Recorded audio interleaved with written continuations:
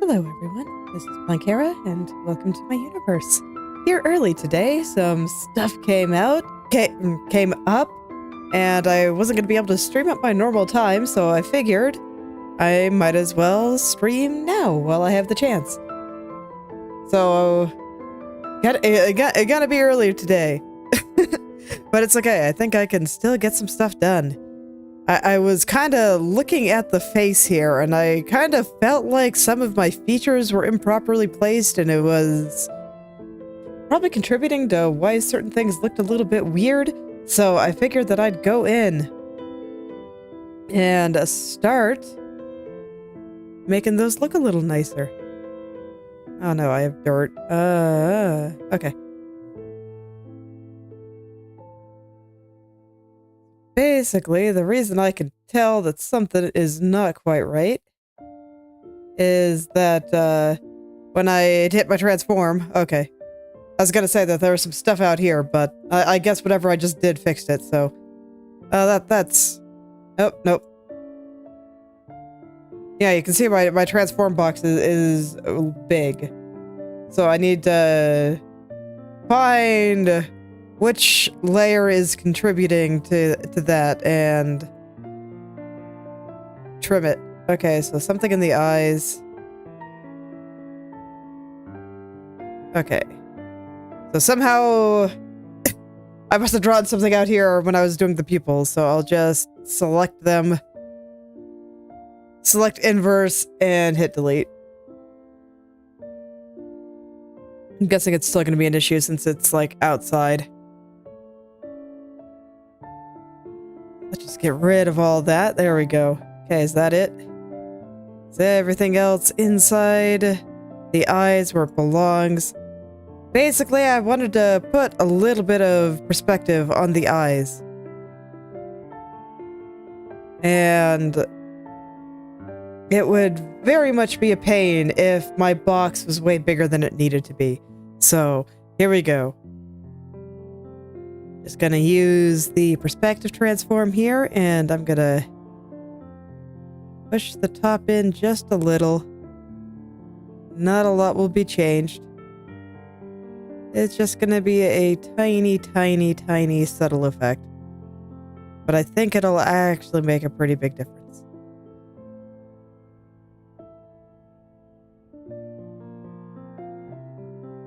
Just one of those things. And I'm being extremely careful with it because I do not want to throw off a lot of the other stuff that I've done. Let me see. It ended up kind of twisting things a little bit too hard. Okay, so I can't do it quite like that. How can I do it then?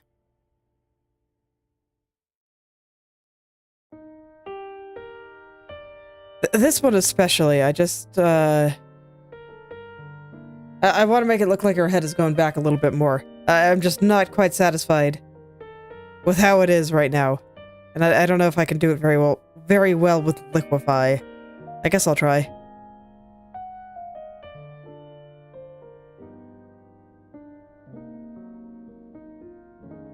It doesn't have to move that much. Okay, that's a little better. I'll leave it like that for now. And then the other big thing is just that... Oh man, I ended up drawing a lot on that layer, huh? That's fine. Okay, the other thing, now that I am no longer distracted there, is I don't think her mouth and nose are in quite the right place. They're a bit too far apart. Just due to the nature of the angle that her head is at, I ended up putting them a little bit far apart, and the nose in particular, I think it could use a little bit of work getting to a slightly better spot. I'm going to make it just a touch bigger here. And I wanted to follow the flow of her face a little bit better. So because I'm doing some reconstruction here, I will have to go back and draw some things. There are going to be some holes and probably some big nasty ones at that. But I think it'll be worth it. Okay, and then the mouth here.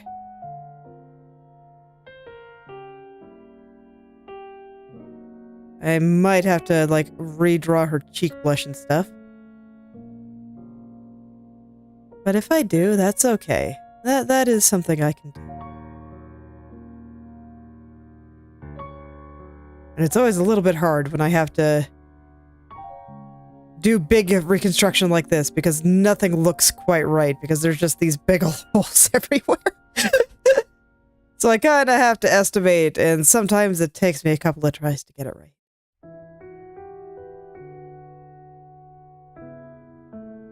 But this already looks a lot better. I already like this more. So I'm just gonna take my time here and make sure I'm happy with what I've got. And I want it to look like it's wrapping around her head slightly more. So I'm gonna add just a slight bit of curvature. And of course, all of this means that her chin is now massive.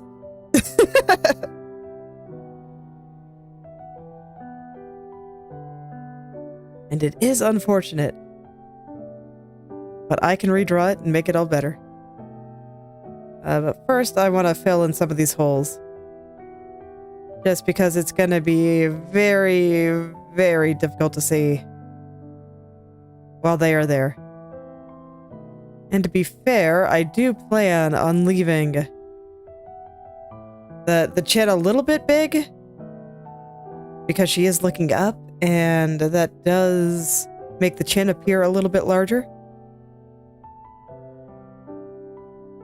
But yeah, if we go back to where I was just a little while ago. See if I can go back far enough. It's like... That's where it was before, and this is where it is now, and it already just looks so much better to me. So, I'm happy.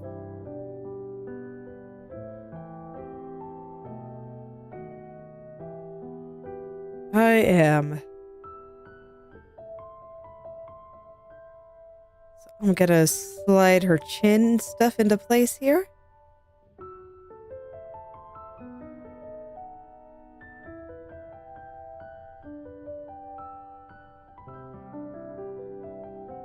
And yeah, the major downside of having to reconstruct everything like this is that I am going to have to fix lots of things, but you know, if there's a problem, it's worth just going through and fixing it up. And in fact, I plan to do a lot more with the face today. There's some minor issues I want to fix in the eyes, but most importantly, I just think that the hair, as it is right now, is a little bit boring. So I plan to go through and make the hair a little bit more interesting. And yes, I will have to reblush her cheeks and stuff, which is sad, but that's okay. I might as well just clear this layer now.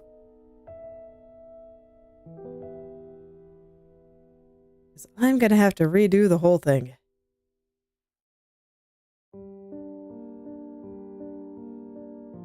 Fortunately, the blushing of the cheeks doesn't take very much time or effort at all.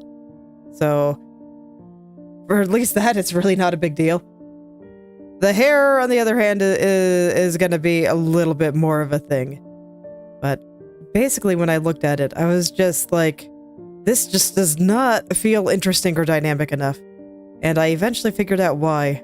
And it's that I copied the hair on Runie's model pretty much one-to-one. I was trying very hard to get the right shape, because I know that the shape of bangs really affects the impression of a character a lot. Like, a lot. So I wanted to make sure I got that right, and I do think I got it right. I think it looks quite good. The problem is that I didn't take into account, like, any interesting atmosphere-related things. So, like, it's not blowing in the wind or doing anything besides just kind of sitting there. It's only barely affected by gravity. And while that kind of thing is perhaps fine, I think I can do a little bit better here. I think I can make it a bit more interesting. So I wanna put in some nice fluttering. I want there to be a little bit of wind here. I don't think it's gonna show off in her skirt very well. Like, I mean, it kind of already is. But this isn't a very blowy type of skirt. At most, I should probably push this side a little bit closer to her legs or a little bit further away, depending on my mood. I have kind of a couple of thoughts on how to handle this. Where one is largely, I pick one direction and have everything blow that way. Or I could have it be like a pulse of power from her magic circle, and it would blow everything outward. So the magic circle would be the center, and it would be trying to blow everything away from it, and I kind of like that idea. I do.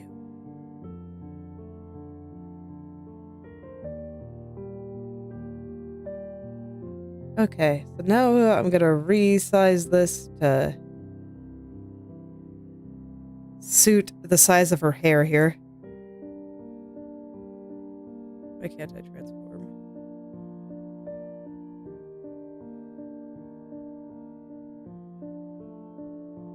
I should be able to. I just select a few layers. It's just not like the one is hidden. That shouldn't be an issue. I guess it might be. Okay, that was it.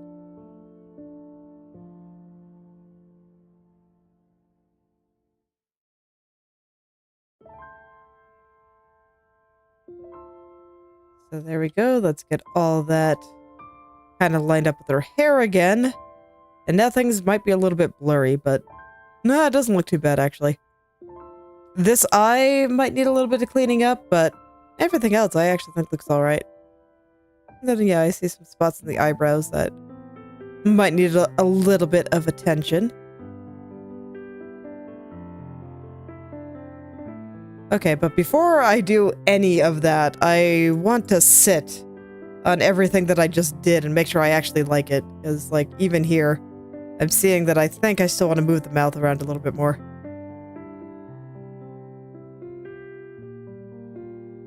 Just a little bit here. And I do think I will go back and put in some of my basic shading again, just so that this way, while I am looking at it, it hopefully won't look quite so strange. So, like, I'll put the shadow from the finger back here.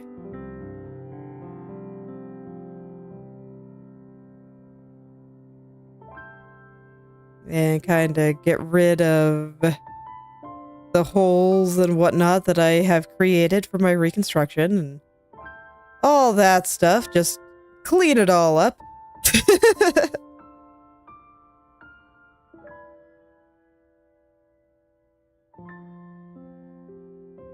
Not gonna do a lot of work yet, but just enough that hopefully I can tell where any issues are and if there are still things that I need to fix. So, like, here I see in, like, the corner of the eyelashes,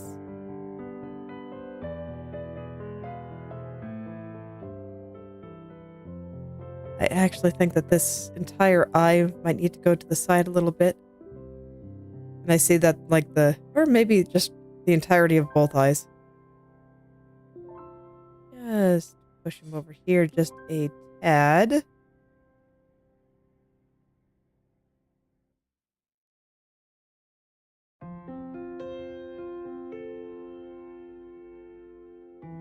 Then I think I'm gonna have to liquefy the stuff here again. Why can I not?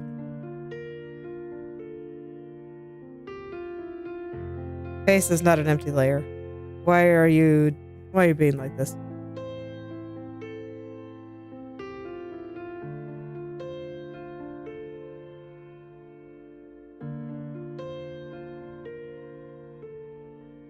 I am not sure what's up with Krita right now. It's trying to claim that my head layer is empty, but it is clearly not. Stuff is there. That is weird. I would very much like to... Oh, I see. Because it thinks there's a selection somewhere. Okay, please go away, Mr. Selection.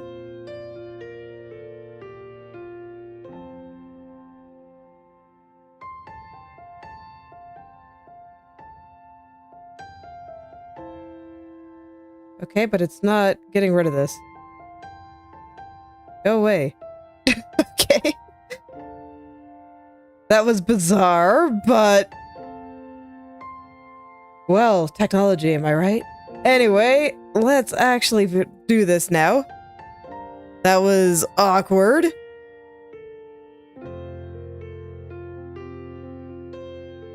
Alright, I just want to put her eyelids back on her eyes and stuff. That seems important. You know, having eyelids on your eyes. And then I kind of need to push the under eye bag thingies under there that only exist because I liked the way that I could add a little bit more light around the eyes.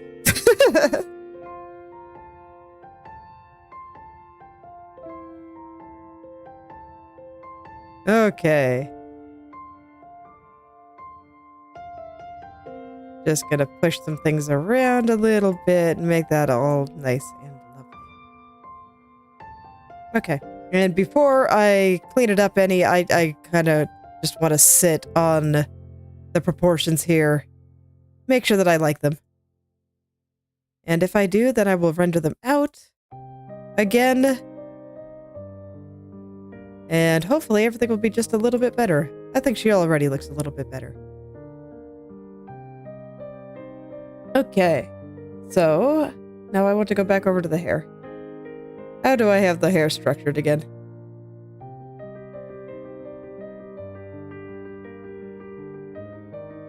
Okay, so I do have a big shadow layer here and then my usual highlights. Okay. So I'm gonna try to save as much of this as I can. And make a new layer so that this way I can hopefully just add these fluttery effects without breaking everything. That sounds wonderful. If I can pull it off. I'm gonna go ahead and hide the foreground here. And we'll just get started. So let's see. I like the idea of the magic circle just being powerful and blowing everything around. Actually, in that case, I should make sure that magic circle is where I want it to be, because I think I need it a little bit further to the left. So something like here. So this way it looks like she's a little bit more in the center of it. And like it's still messy, but I think that's the general idea there. And then I can have her hair do some stuff like... Let's see.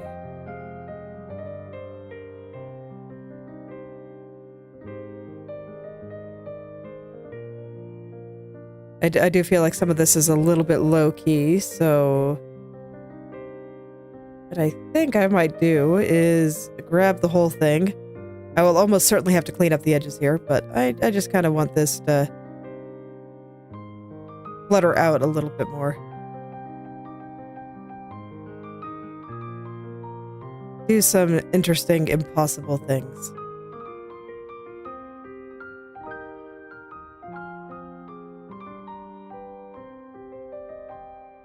So that seems fine. It's gonna look weird for a little bit, but it'll get there. And then I can have...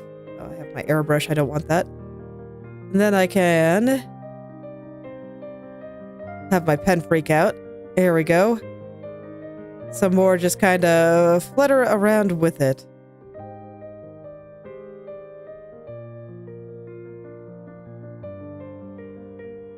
try to find some interesting little shapes for it. Then over here, this part would come out a little bit more like this. Certain parts not sitting on her shoulder. Probably even some thicker strands. So let's get some of those in.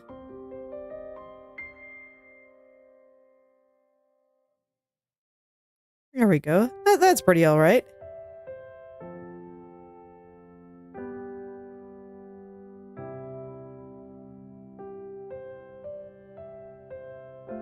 I'm trying to be a little bit neater than usual. Since I want this to be kinda near the end, and I don't want to have to go back and just render everything out proper. Alright, so let's put in some more stray hairs over here. Probably a few more back here. We'll just let it go everywhere. Let the hair do whatever the heck it wants.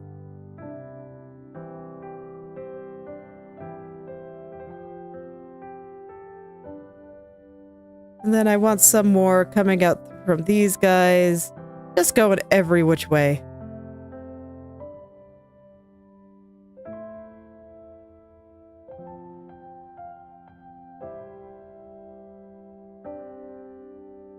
Just everywhere.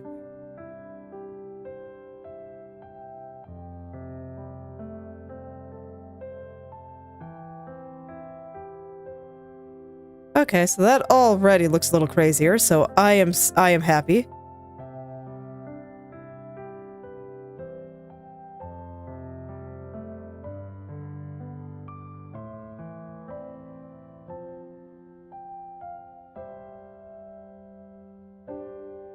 I'm gonna hide my swatch for a second. It's kind of getting in the way here. Okay, and I have done all of this without really touching my original layers. So hopefully, it won't take too long to render it. That was kind of my hope. Where I could kind of make her hair flutter around a bit. Gonna zoom in a little, so this way I can vary the clump size and direction a little bit better than I currently am. And I'm kind of fortunate that I hadn't rendered the back hair yet. So I'm kind of hoping that with this, I will just be able to kind of attach it to what I've already done after I kind of clean up the edges and whatnot. And then I can add some craziness to the back hair, and once I go and, you know, render some of this, then it should look pretty good. I always hope that things look pretty good. Anyway, this is unrelated. But it was bothering me, so I had to go touch it up. Just some stuff with the shape of the dress back here. Okay.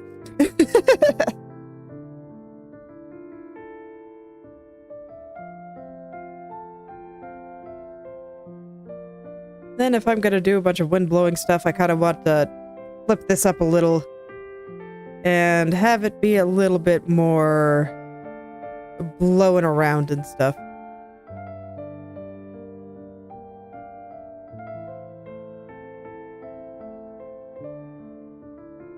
Oh, there we go.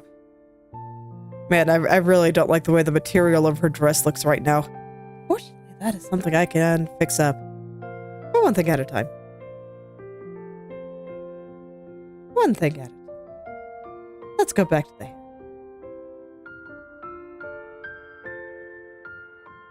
But this already looks 100 times better, so I'm happy. It does not look like this will be that hard to do stuff with. Okay. So I'm gonna go in and refine the shapes that I put in.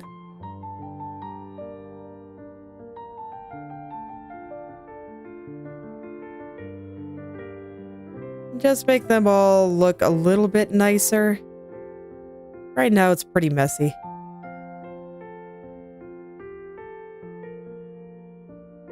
It's all quite messy. So before, I was just putting in shapes pretty willy-nilly. And just kind of doing what I wanted.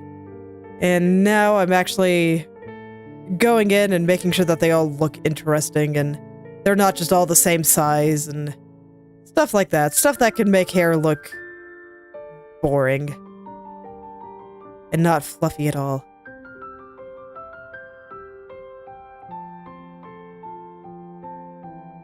And then I do think that I will put some random light strands in a few places. This is all larger clumps. But I think some very bright ones just sticking out of her head wildly could be very interesting looking. But first, I gotta do this part. And actually, you know, before I go too deep on this part, I want to touch the back.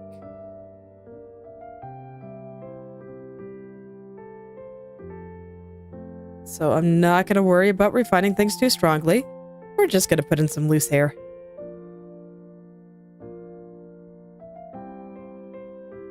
Make it look a bit crazier and more chaotic.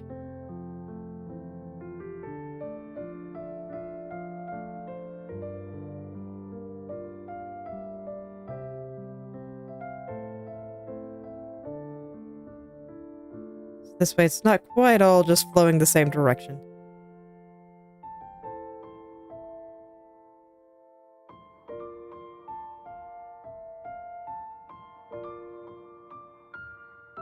I also don't want her to look like a hair monster, so I'm trying to be somewhat reserved. It can be easy.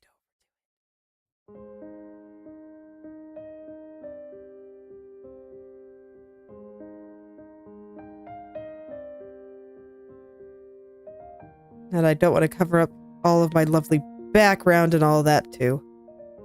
But there we go. I think that'll be pretty good once I shade it all. Once again, the back hair I'm not going to do until I have more of her body completely solved and all of that. But I think this is good for now. So now I can go back to refining all of these shapes.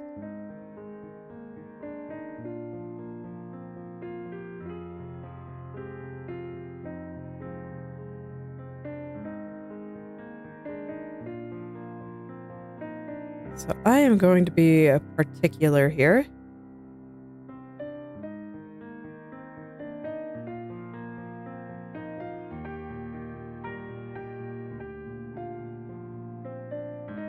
Very, very particular.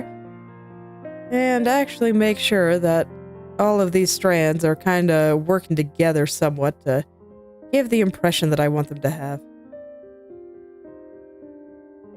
And it's kind of nice that I can do this just on top of the, or more accurately, right below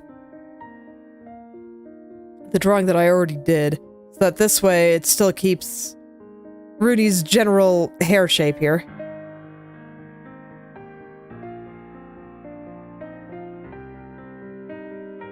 And it should still look like her. You know, in theory. I think it looks like her.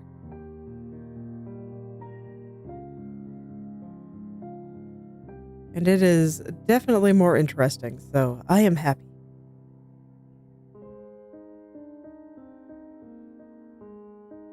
Okay.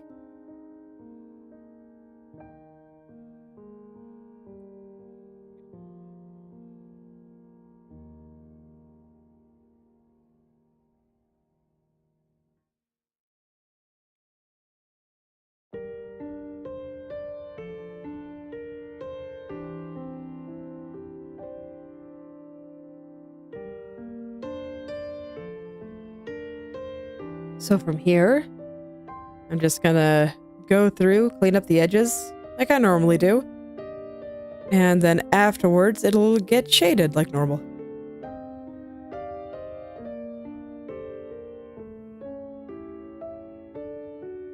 And then all should be well, and I will have nicer looking hair.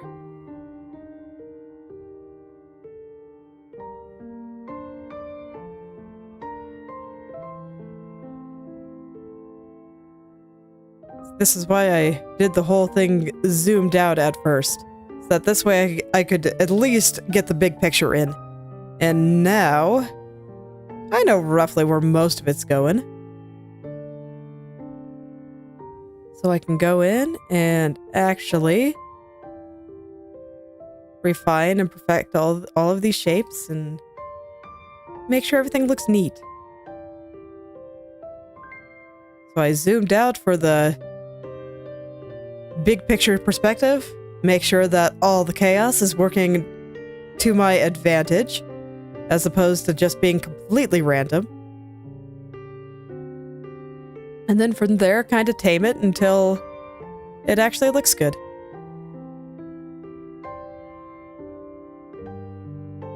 Because shapes are something that you construct. You put them together.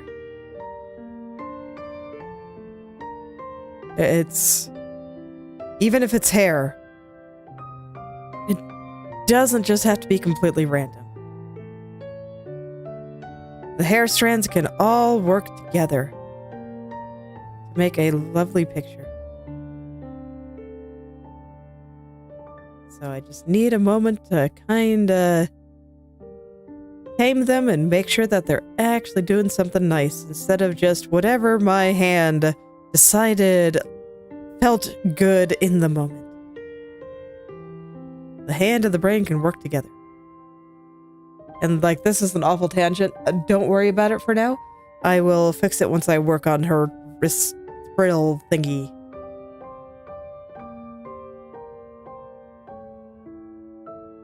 Fortunately, I think that her facial proportions are looking pretty good here. I think I mentioned at the start of stream that there's still some stuff I want to do with the eyes. I'm not quite satisfied. But I didn't really want to touch them until I was happy with their location. Because, like, if I had to move some stuff around again, then all the time that I spent rendering them out again would be wasted.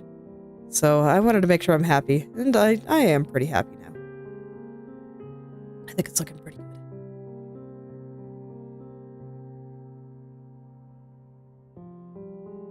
I think it's looking pretty good.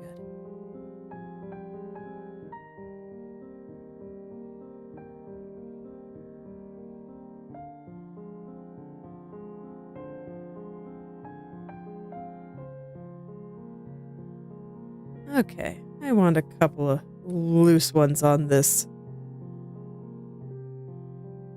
Just going out here.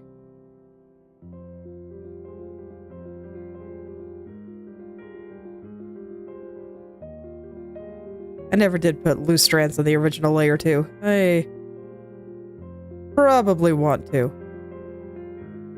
So I'll just put a few loose little guys here and there.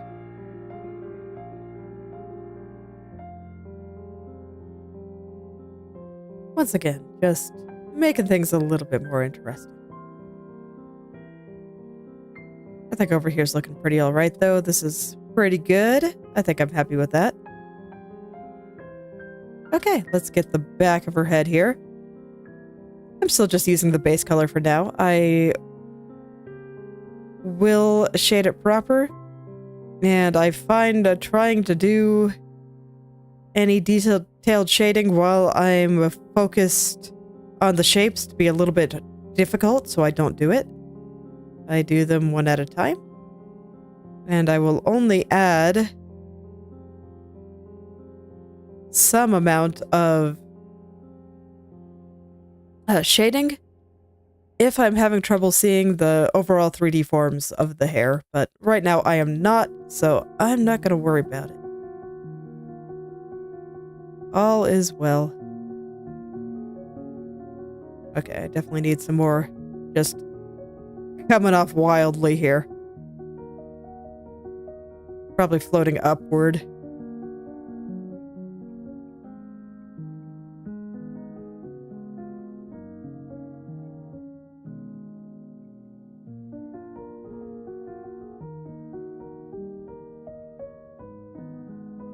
I'm probably way too zoomed in for this. Let me back it up. I don't like it. Let's try again. Maybe not quite as that big. Something like this should be okay.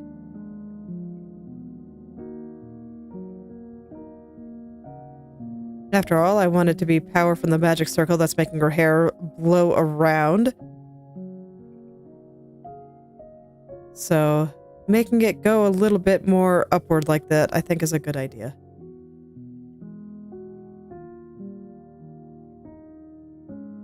I don't know. Maybe that's a bit too much. Maybe I just have a smaller strand doing something like this.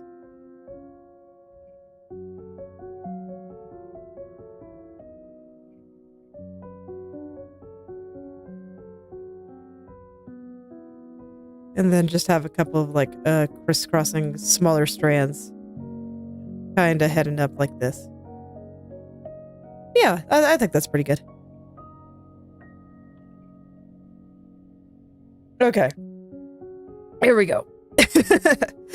Now I can go back to making sure everything is connected nicely. In that case, I will fill in that little hole there.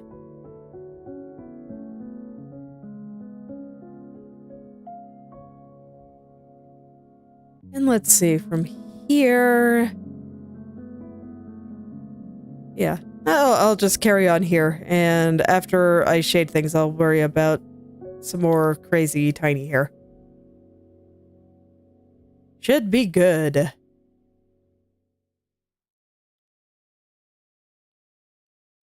always takes some time to get through. I'm pretty slow at drawing hair. I like to take my time.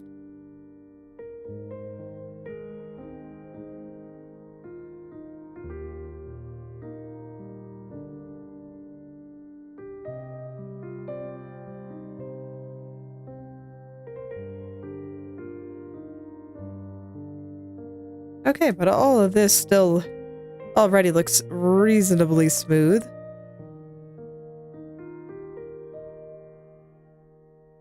Okay. So I think it's probably about ready for shading. Let me get my swatch up in here. This is a little inconvenient because hair didn't used to be over here, so...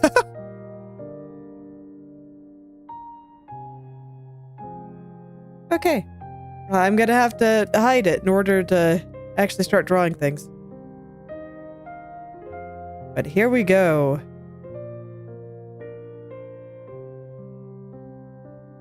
I actually want to be zoomed out for this first part.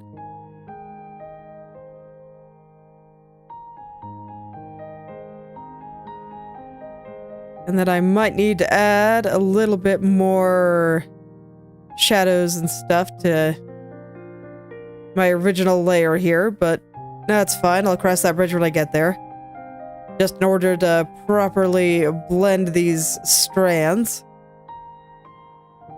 And not make it look like they were, you know, an afterthought I added at the end, even though it's true. I don't want it to look like that. I must hide the truth here.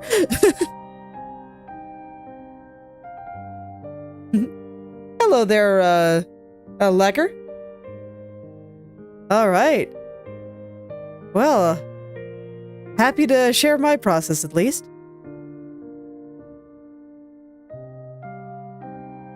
Yeah, I'm just kind of messing around here. Like,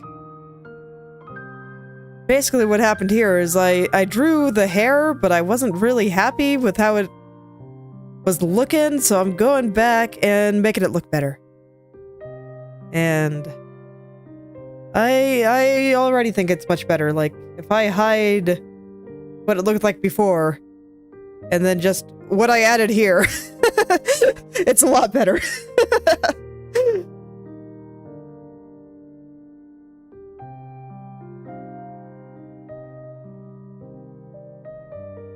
Okay.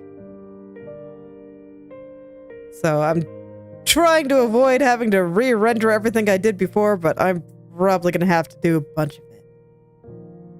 But it's all good. It's worth it. It already just looks so much better, so.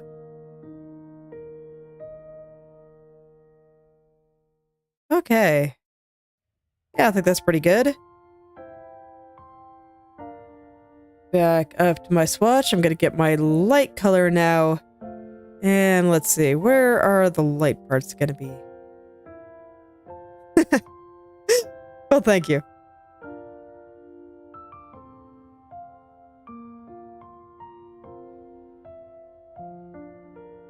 And don't worry, these are the kinds of skills that can be built with time and practice if you ever decide you want to learn how to draw.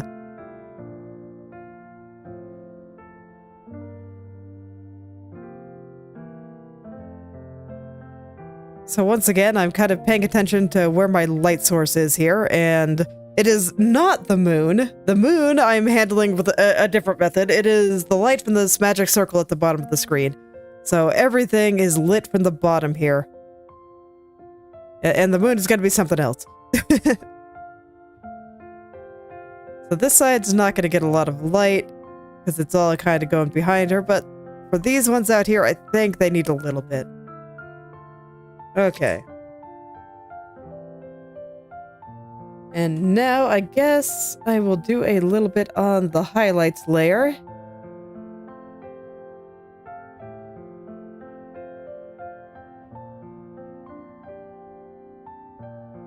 And start getting some of those back in. These guys are going to be extremely light. Just like the whole dang thing. I think there's going to be some pretty strong highlights over here too, but it's going to get weaker as I go up. So I don't want to just completely paint the whole thing. Okay, and over here, I think these guys are going to be pretty strongly lit.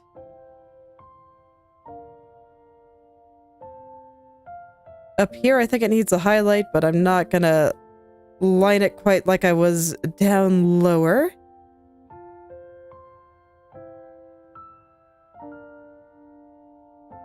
Okay, and something like that should be good, and I don't think these guys get highlights. Maybe a little bit right there. Not right there. How are you curving? Kinda right there. Okay. Just a little guy.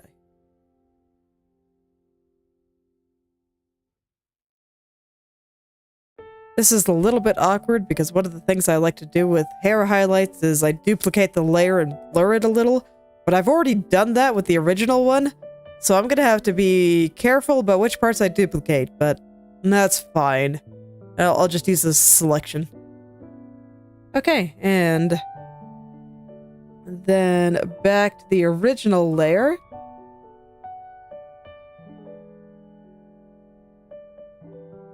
I need to put my darkest colors on now. So I think that's going to be this one, and it's just going to kind of come back here a little bit. I do not plan to add too many. Okay. I think I want a little bit more shadow right through here. Just kind of separating out the layers of the hair a little bit here.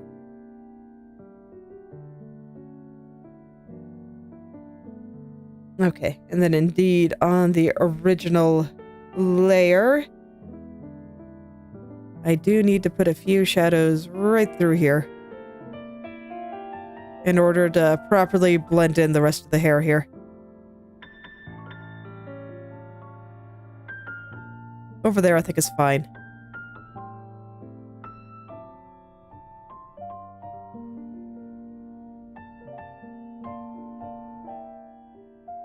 Thinking about how to handle right here. I think I will indeed kind of bring this over here and connect them a little bit through here.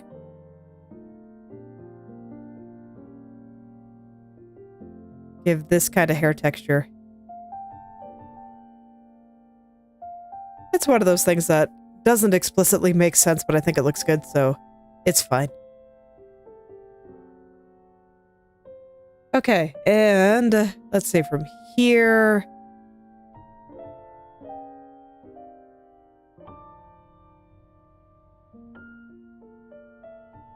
I want to go fix some proportions on her face again.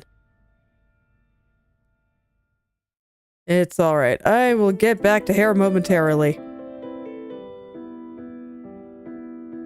Expression is not smug enough. There we go.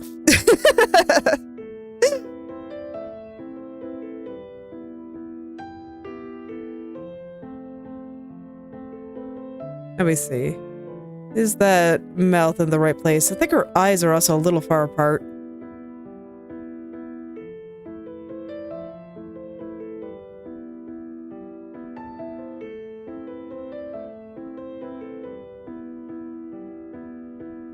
I'm gonna push the mouth in just a little bit here, and then I want to adjust the location of the eyes.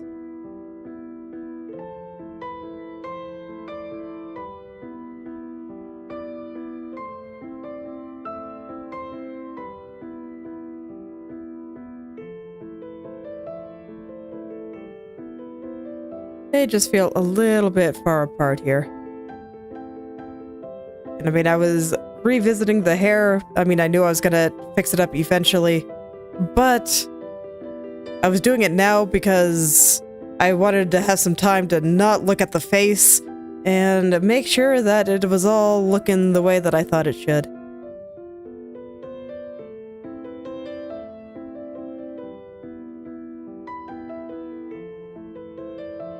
Man, that is some wild hair. Okay.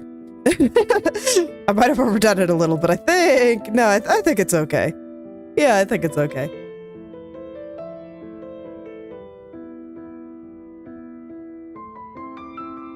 Right here. Right there doesn't feel quite right. Ah, jawlines. Let me see, where is the mouth actually?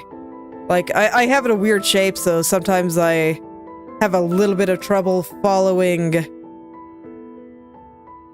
where it all should be.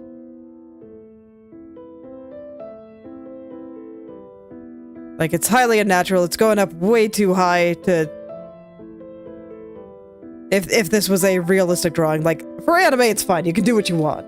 I think it looks great. But it does mean that I have to pay a little bit more attention to certain areas and make sure that they are actually constructed properly.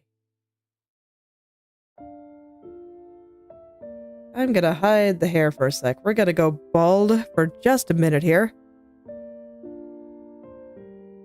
Until I can feel out this jawline.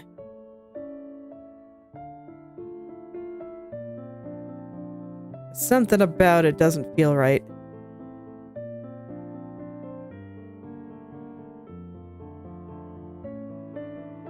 Okay, I see it. We have the side of the head here. It's gonna kind of come up and around. Kind of connects in here. If I was gonna draw the ear, it'd be somewhere around here. And then I just need to make sure that this angle where the jawline kind of connects up into the ear is respecting the angle of her head a little bit better. As that head is tilted quite a lot. So how are we looking? Is that better? That's a little better. Okay, let's clean up that edge.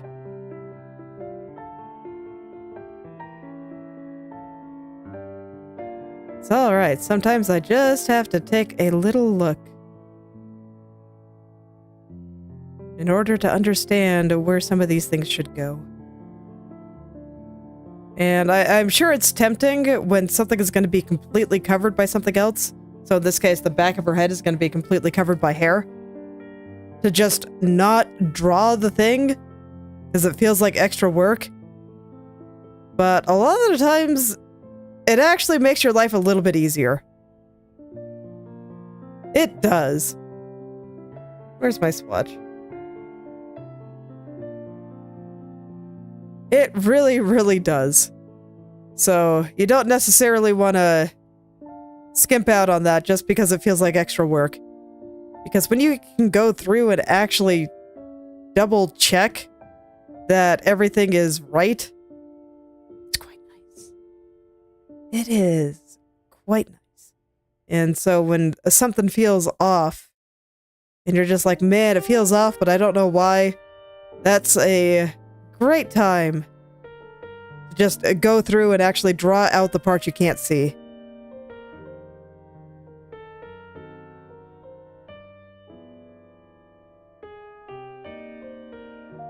Yeah, basically. Because, I mean, proportions are about the size of things relative to other things. So knowing where those other things are is often important if you're having trouble figuring out where certain things should go. Okay, that's looking a little better. And it was also like when I was working under a crown before, I actually like extended my canvas upward. This way I could draw the rest and make sure that it was curving around her head correctly and stuff like that. It does make things easier. So it's worth, even though it feels like work.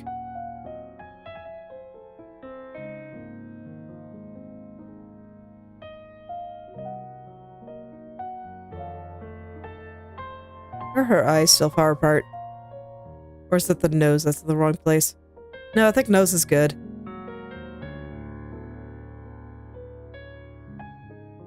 No, I think her eye distance is actually fine.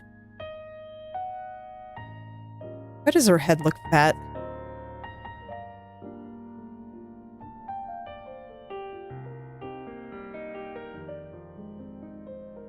Okay, I think I have a thought on why that is. Let's see if I can fix it easily.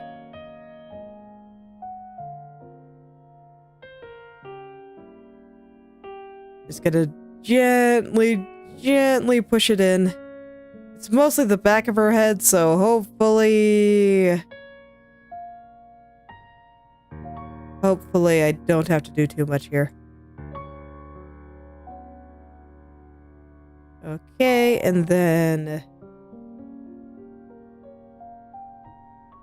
back here, just a touch. TR will come forward since the hair that's covering it did, and I see a little part of my head layer sticking out through there. Okay. I think it just looked a little bit big because, you know, she's tilting her head back, so we're seeing less of the top of her head, and I just had too much of it drawn.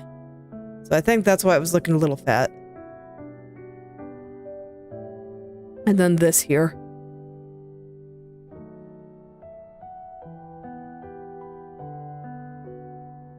I'm gonna take this part back a little.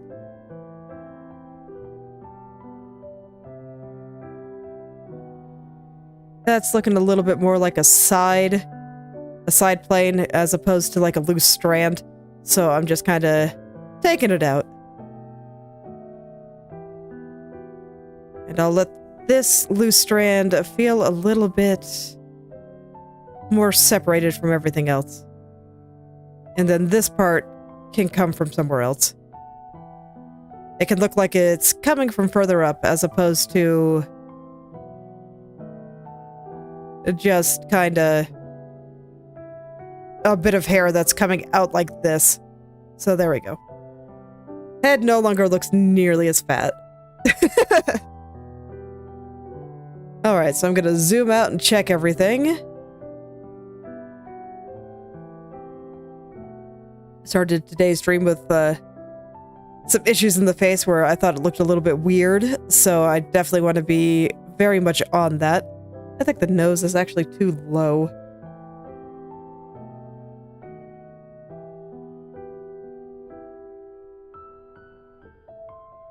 This is just a thing with the tilt of the head.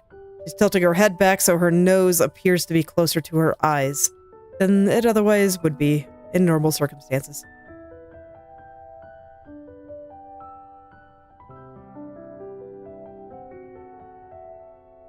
Yeah, there we go. That's a little better.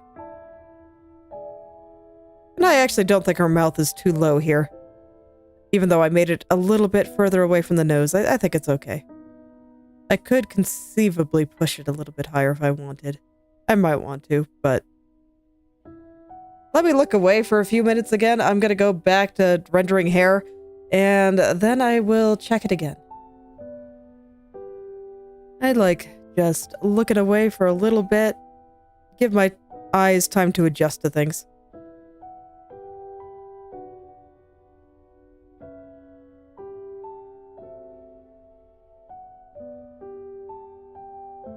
Makes things a little bit easier. Okay. But her head no longer looking kind of fat. I think it's all good. And the good news is that now... Last stream, I had to adjust where she was looking a lot. Because I wanted her to be looking kind of toward the viewer. But now that, the gaze, as it's called, is in the wrong spot again. That makes me happy. Because now I need to send it a little bit lower. Because I have successfully tilted her head back enough that it does look like she needs to be looking a little bit more down. So, that's nice. I'll probably adjust that proper later because this eye is too small, but I don't really want to fix that until I have the rest of her face looking good, so. Alright, back to hair. I'll probably be jumping around a bit here because I'm going back and fixing issues. Anywho, I'll start with some easy parts.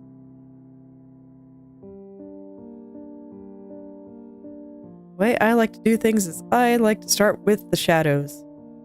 So I start with the darkest areas and then gradually work my way up to the lighter ones. So it is time to clean. It's always a bit of a time-consuming process, but it is so worth.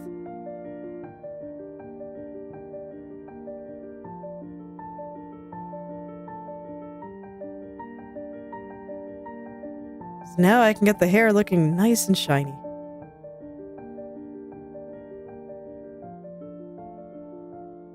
And let's see. All of this is going to be moving a little bit, so I'm actually going to hide her hand for a moment while I work on this.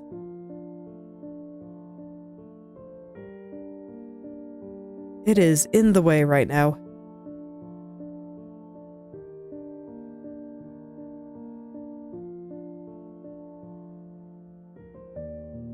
For some reason.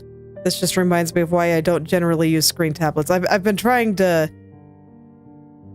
get used to this. I got a laptop recently and I've been trying to get used to it. But the biggest obstacle for me is that, you know, I have to draw directly on the screen. Where the drawing tablet I use on my desktop here, it is something that I just kind of plop in my lap. I don't look at it. It has no screen on it. It just hooks up to my computer and I look over at my monitor. And that's where the picture will all show up. And the thing that's making it hard for me to use the new laptop I got is that when I try to draw on the screen, my hand is in the way and I hate it. I'm used to just being able to see the whole thing. Just everything all at once. And when I draw directly on paper or anything else, it's like my hand, it is in the way. I cannot see everything anymore. What is this?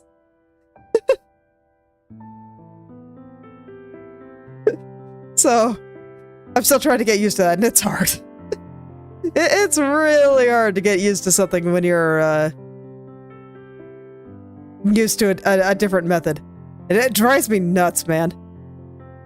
Just absolutely nuts.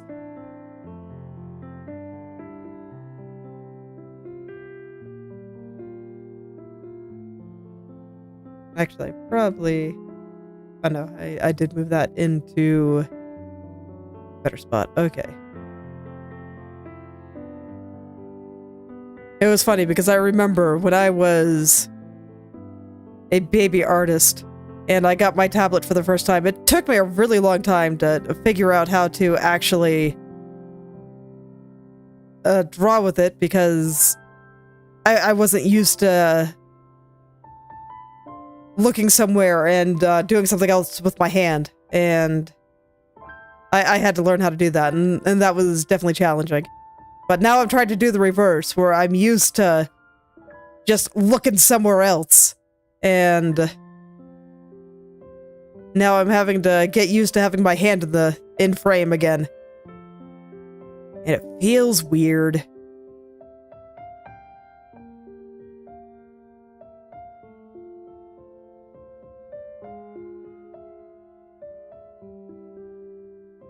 Oh, okay.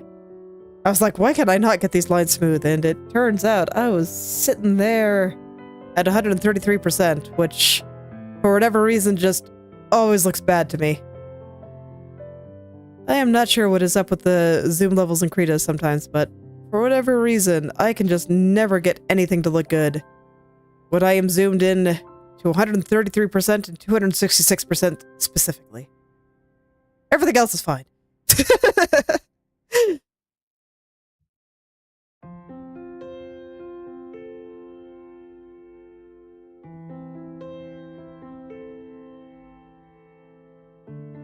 Oh no. By dropping frames? Doesn't look like it. Okay.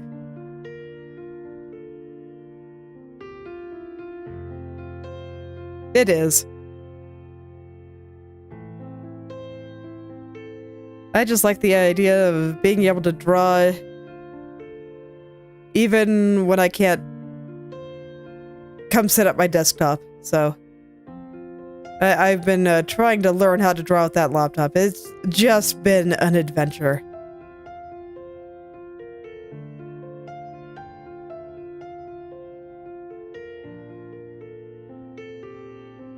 I'll get it eventually, but it's just gonna take some time. I've been trying to derp around with it a little bit.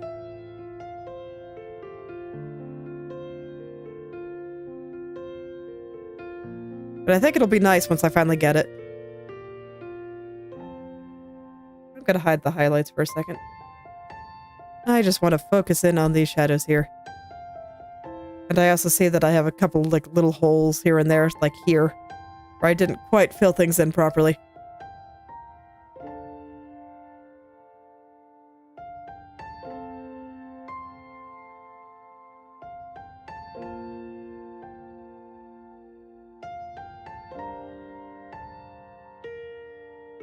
I'm realizing now that I should have known that I definitely did not have the hair in a good state, because I actually finished it pretty quickly. I finished it in like less than one drawing session, and that is always wild to me because anime girls have like 50 pounds of hair, and it always takes a really long time to render it all out nicely.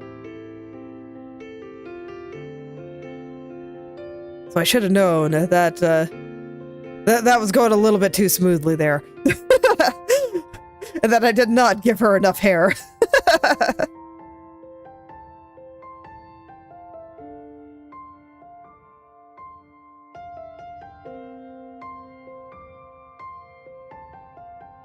Yes.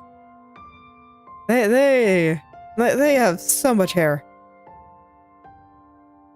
Eyes are comparatively quick because, I mean, they're bigger than human eyes, but they don't cover that much ground. They're just kind of localized, like right there.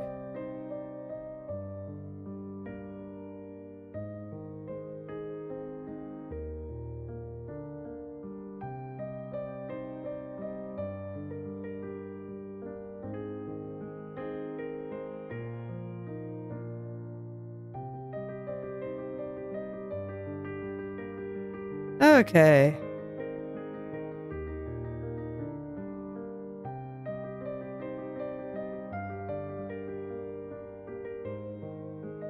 Let's see, how do I want to do this? This strand is shaped kind of weirdly. I need to give him a little strand kind of coming off there. Yeah, there we go. That's better already.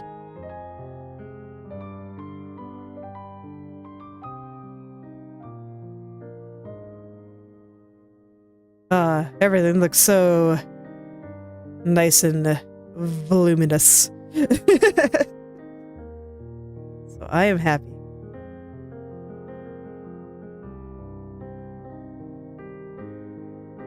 Okay, yeah, there we go. That's better. I just felt like that strand in particular was shaped a little bit strangely. So I just gave it a little bit more to kind of help it out.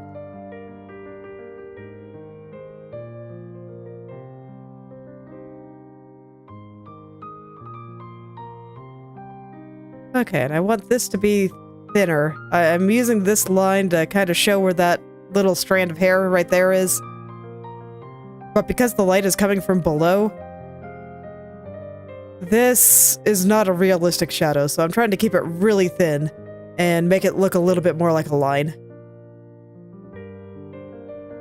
Okay. Kind of same here, where because the light is coming from below, I just want to keep some of those parts thin. Nice and thin. Some of these tiny strands I think I'm just gonna completely cover in light. Not like my super bright highlight, but just these little... Just this lighter color.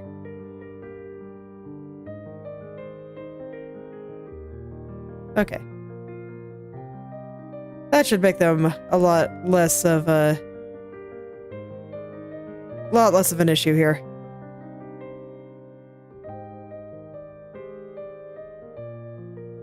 Man, it feels weird. I don't normally do the highlights until like at the end, but I guess I could just do this entire area. Since it's just right here. And it's fairly closed off. I tend to work in phases, so typically I start with the shadows here, and then I add some of the lighter areas after.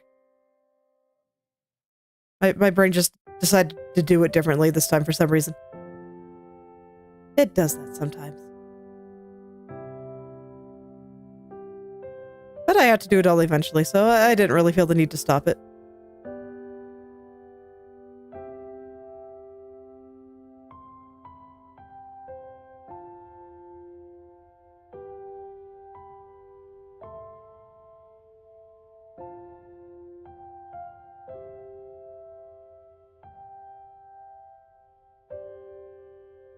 Alright. So I think that will be this area until it's time to go and make everything a little bit softer, match up with the way I did the rest here. So now I get to go do this big mess on this side. I'm terrified. Let's go. Actually, no, I can procrastinate on that side a little bit longer. That's right, I have some extra strands in here. I added a couple of guys up here, so I can go do them first. Okay, how do I want to do this? I think I want these to kind of flow into everything else here, so I think I will just make a lot of this very, very light.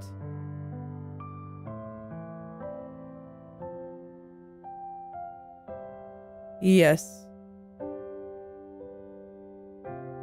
Just like that. I do need this part to kind of come down all the way though, so there will be a little dark spot right there. But I think that's it. I think that's about all I need there. And I have to join it here. There we go. So now we got that little separation from the big main bang here into, you know, the rest of this. And I think it's fine for this to, well, so just thinking of the flow of the hair, we have this guy swooping down this way. And then we have this guy coming around and swooping out this way. And then this hair is just kind of connecting down and kind of comes out this way. So I want this hair to keep going that way. Well, the rest goes here, and this kind of runs counter to that. This is more with this one. So... yeah, I probably do want these to be separated.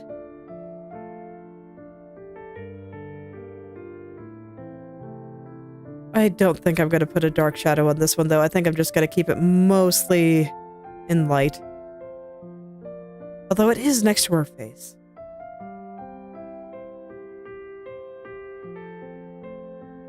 The way you can direct people to look at your picture and focus on the things that you want them to see is by adding more contrast.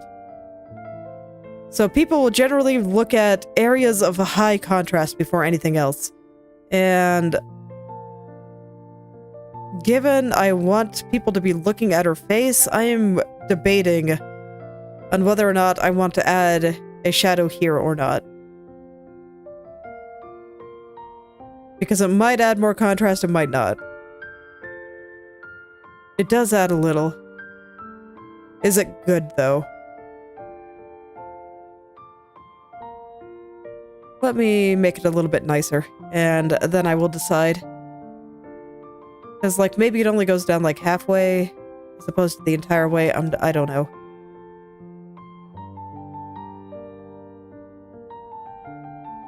I do think it looks pretty good up there, though.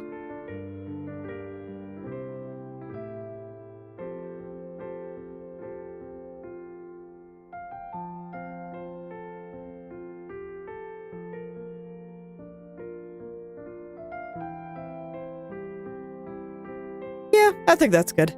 Okay, I'll keep it.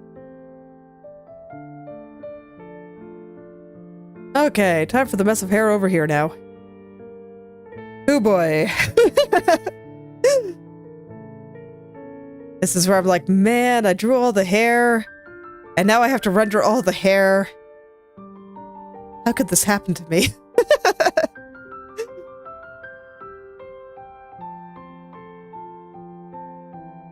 It's a good thing it looks good. Otherwise, I'd never do it. Alright, so I need to draw a little bit on the main layer here. Just because I need the hair to flow into the rest of the hair here. But this was the only place where I had to go and touch up the initial hair layer that I had. Yeah, I guess my head is covering all my layers, but I had the initial hair layer, and because I didn't want to have to render the whole thing again, I tried to see how much of this hair addition I could do without touching the main hair layer, and turns out that was the vast majority of it, and that was really nice. This is really the only spot that I had to make big changes, or they're not even that big. Any changes to the main hair layer. So that made me happy. Definitely made my life a little bit easier.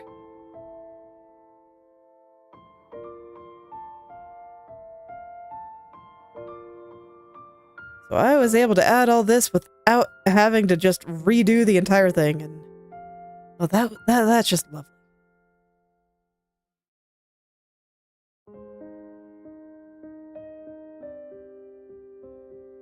Just got a couple of areas to touch up.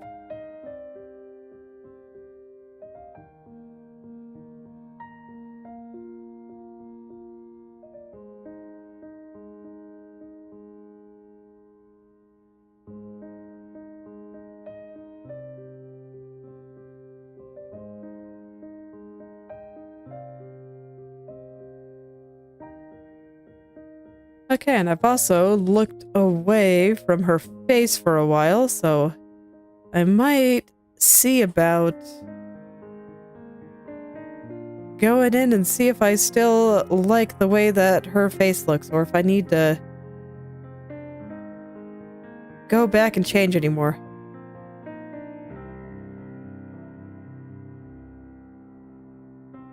Oh, sure. Let's go do that before I do any more on hair. I want her hand back. Okay. How's your face?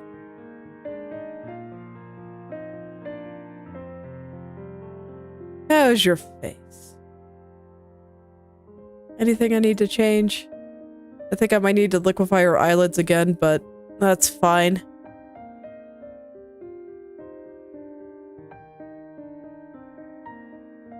Anything I want to change there at all? Not really, so that's good. Alright, so I think I got everything. Let me add the shadow from her chin here.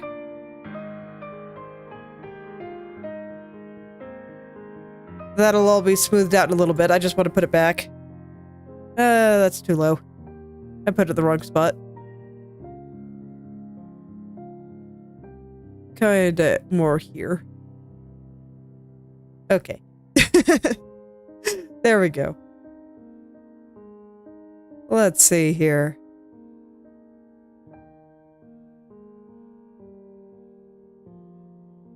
Okay. So I think I'm good there. At most I could maybe make her smile a little bit bigger, but I think this looks fine. So that means I can start reconstructing that. I think I want to do the hair first.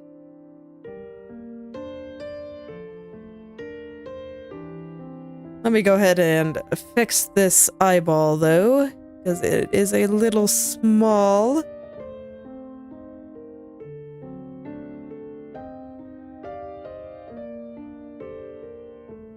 Okay. And that's a little big. I overdid it. Okay.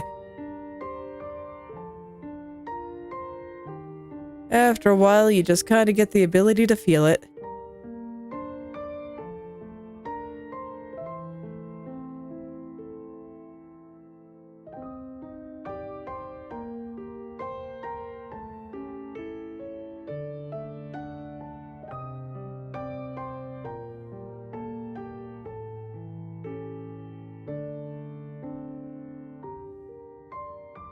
Okay, I think I need to adjust the angle of this guy.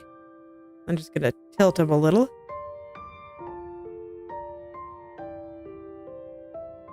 And I think that the nature of the mouth was throwing me off just a little. I think it's actually a little high.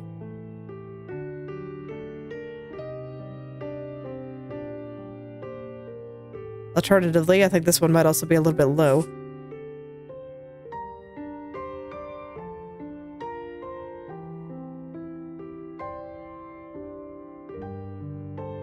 And what I'm trying to do is, like, there's a flat spot at the bottom of the eyelash here, and I'm trying to get it to follow the overall flow of the head here. So I'm just kind of feeling out a line, an invisible line that I can see connecting the two eyes here.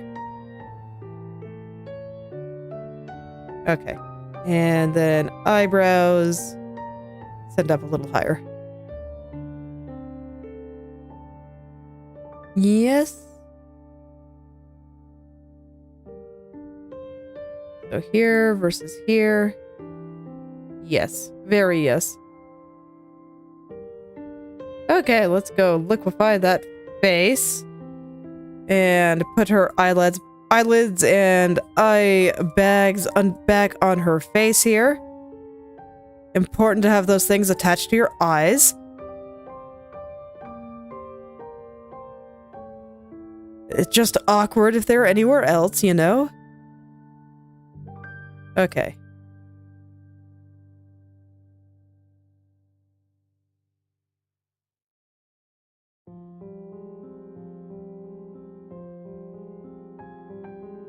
Gonna check my invisible lines here. I think I raised this one a little bit too high.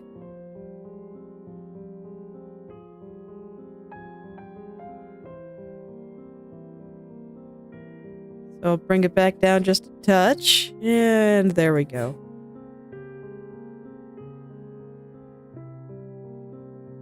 How are we doing now? Does her head still feel fat? I don't think so.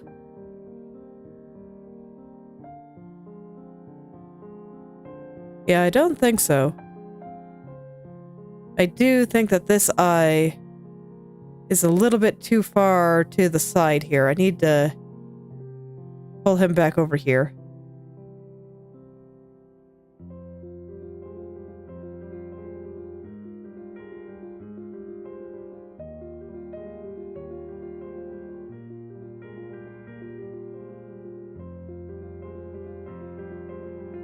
Yeah, that's definitely better. And then we see a bunch of the side of the head here. And then her hair is kind of coming out that way. Okay. I do think I will tuck in this little bit of hair here. Just a touch here. And I'll probably have to adjust some of the other hair I just drew because of that, but that's fine. And then I do see a little bit of head peeking out over there. So I gotta erase that. Okay, I think that's looking pretty good now. So I do think I will finish the hair before I do any touching up of, or, you know, refinishing off the face. So I gotta do the hair first. The hair sitting on top of the face anyway. Just gonna stretch here. Oh yeah. Arms locking up a little. Here we go. Okay. Much better. But yes. The hair will affect where some shadows fall on the face and what's important there. So I do want to finish it first. Okay. Back over here.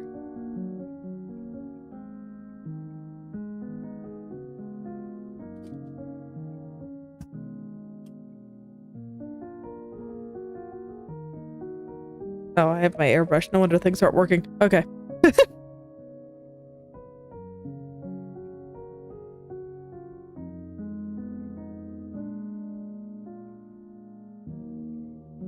Okay, so this is where things are a little bit awkward because I am technically working on 2 layers here.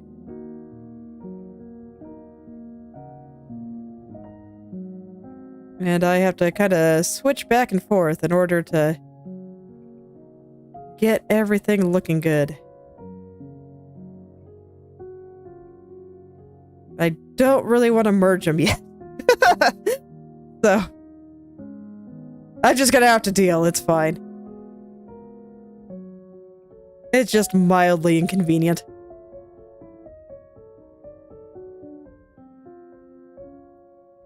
So I guess my brain has decided that it feels like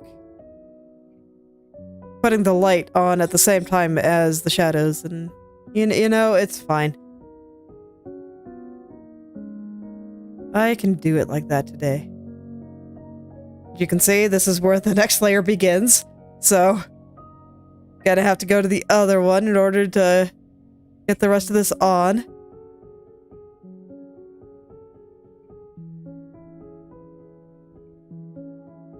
But it looks pretty good. Okay. So now I've got this group over here. Ooh, I didn't realize that you had a thing like that. There we go.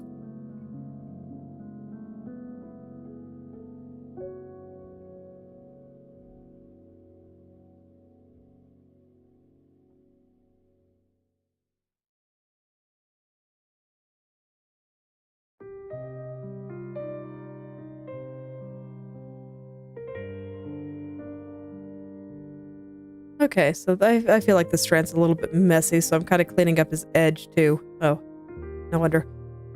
I was also zoomed in to 133%, which, like I said, for whatever reason, just always looks bad to me. And I still don't know why that is, but it is true.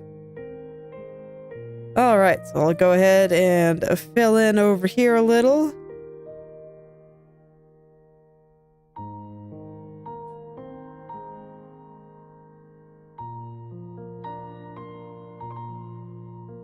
I just see some areas that were not cleaned well enough. Okay, so now it is time to just clean up this mess of hair I just added over here. Hopefully it's not too complicated. Let's take a look here.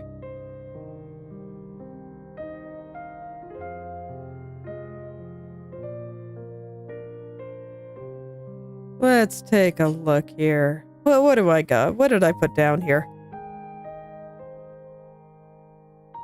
Chaos. I put down raw chaos. Okay. Well, it's all good. It's how hair should be. At least if you want it to look hair-like. Eventually, that's one thing I like about my character's hair. It is very simple. There is not much chaos here, just pretty lights. But I was also not really trying to make it look like hair, so it's fine. Yeah, and a lot of this is just going to be straight up in the light here. I think I might even have too many shadows.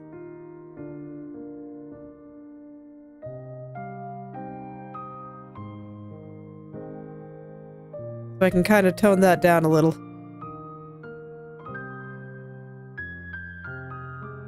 But I mean, you can see here I still had that big shadow there, so it's not like it's going to be devoid of shadows or anything. But I do think I might have a few too many. It might actually make more sense to not have this at the back and just kind of let this area be just regular old mid-tone.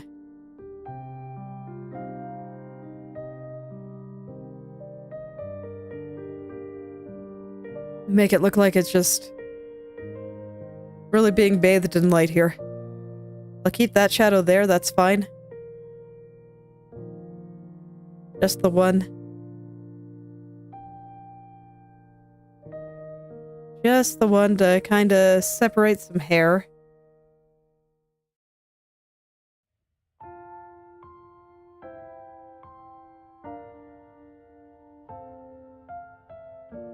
And then the rest will just be very, very bright.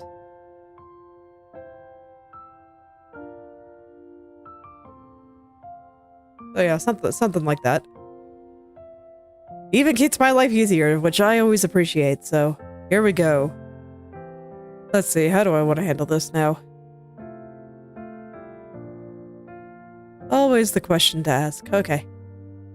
I think I know exactly what to do here. Got a couple more edges to clean up. Some of these guys were a little bit messy. And I was taking back some of the tips there because I felt like they were overlapping a little bit too much. I don't want it to be unclear which one is in front and which one is in back. So I'm just keeping a degree of separation there. Either it goes all the way through, or it stops before they touch. That's kind of how I'm structuring it. So you see that this strand goes all the way through, but it stops before it touches this one. And it becomes very clear that, you know, it's... I guess with the way it's lit, it's not clear if it's in front or behind, but it's going behind both of these guys.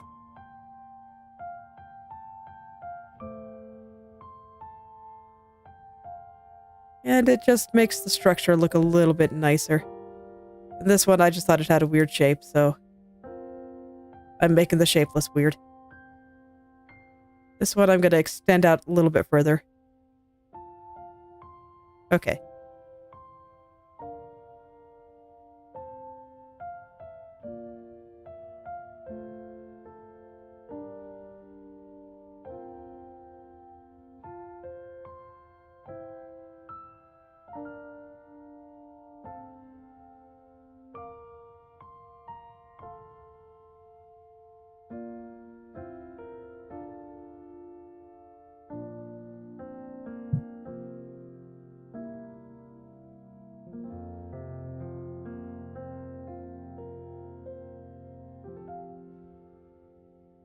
Alright, and I do want to keep the shadow. It is way too thick right now. but it will be there. So I'm gonna kind of feel out where it should be living and then trim it back so it is the correct size. And let's see, this is kind of where I want to start putting the midtone back in. So I will leave half of this highlight and the other half midtone.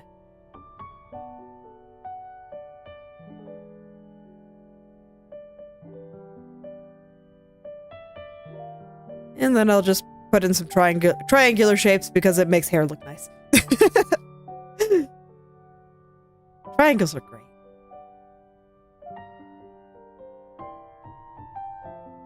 Triangles are wonderful.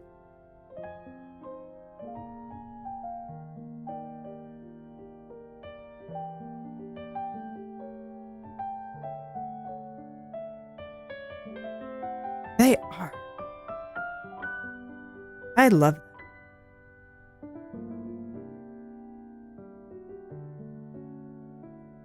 Okay, so I just want to get this nice and smooth here so that this way I will have a very little work to do when it comes time to kind of blend things together a little bit more. I guess I'll add another tiny little shadow there. This is just gonna be a little guy. This one I don't think needs it. The midtone does the job.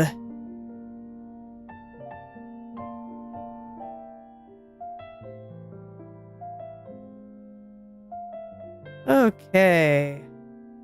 So now I'll just get all of this nice and smooth. Alright. What time do I normally stream?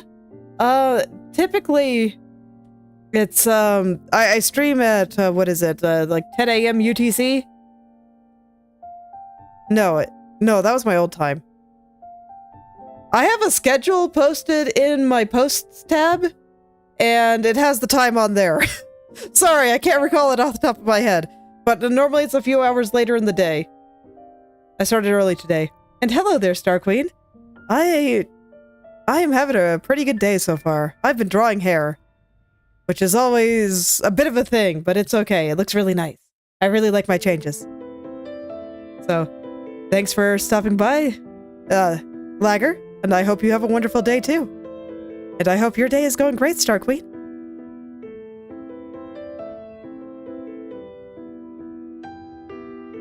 Yeah, I'm pretty sure I got the wrong time. I think it's later than that. I think 10 a.m. was my old time.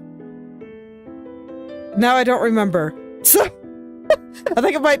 Is it 5 p.m.? But regardless, it is there on the posts tab on my channel. I post a schedule there every week, and it has the time written on it. So you'll always be able to find it. You'll be able to find the days that I do art and the days that I do games and all that good stuff. But I do hope you have a wonderful day. Thanks for stopping by.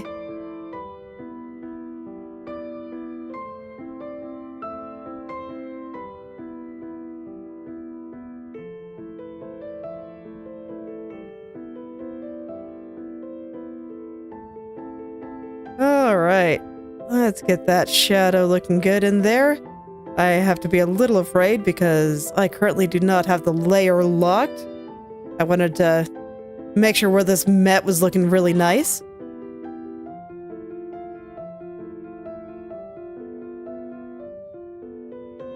Okay.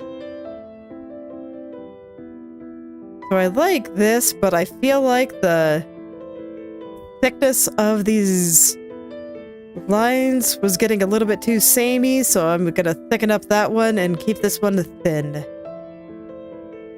Gotta vary that up because otherwise things will just look kind of monotonous and boring, and that's just not a feeling you want in the hair.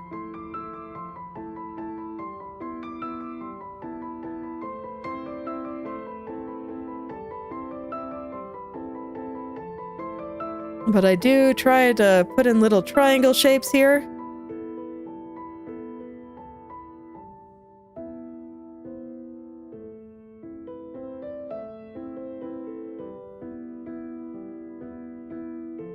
And this I don't want to be very thick at all. This is like in the super light areas of the hair, so I want this to be a little bit thinner. Just a skinny little line there to kind of help separate some things. Okay. And then up here, I will add just a few little shadow shapes here and there. This is Krita. It is the free and open source one of it. So if you like it, you can just go to krita.org, I believe, and download it. It's just there. Costs $0.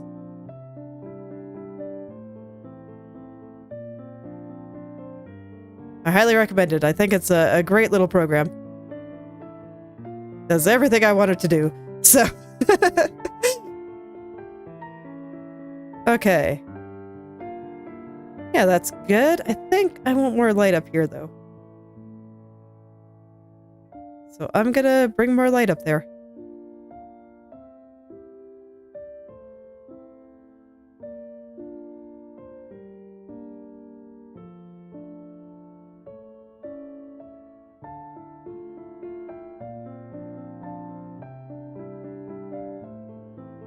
I actually do believe that I have a link to where to download it in the description of this live stream.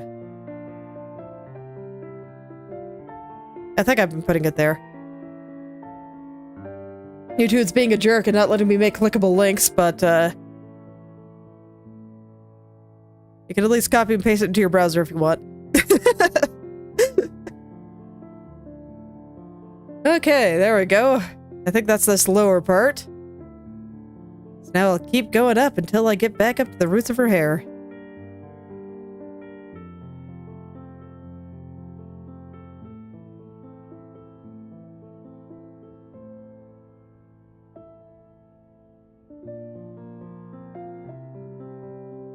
So once again, I feel like I might actually have a few too many shadows here. So I might take some of those back. Little one, like, right here is probably good, though. Yes! Aw. Oh, it's okay. It's never too late to pick it back up. I didn't start taking art very seriously until just a couple of years ago, so... Before then, it was just doodling.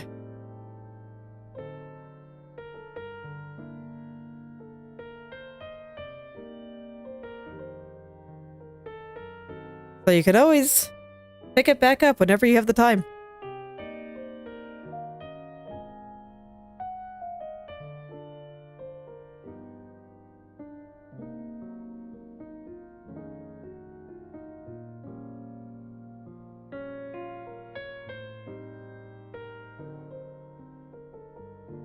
Okay, let's see. How do I want to do this? I do think I want to start incorporating more shadows here. Because now we're a bit further back from the magic circle that's lighting all this up. So I think now is the time to start bringing them in a little. Not quite as strongly as I have it here, but a little bit.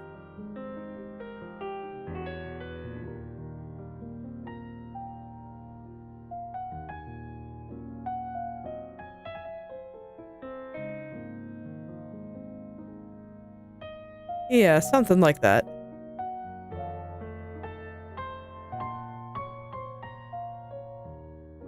Oh yeah, I've seen people that do that. I think it's really cool. Woodworking is great. I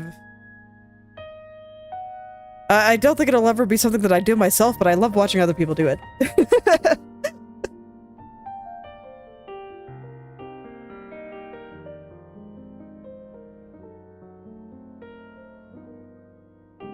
I do think that there are a lot of tools for it, so I think you should definitely go for it. Have a good time. Make some cool things. It'll feed your soul.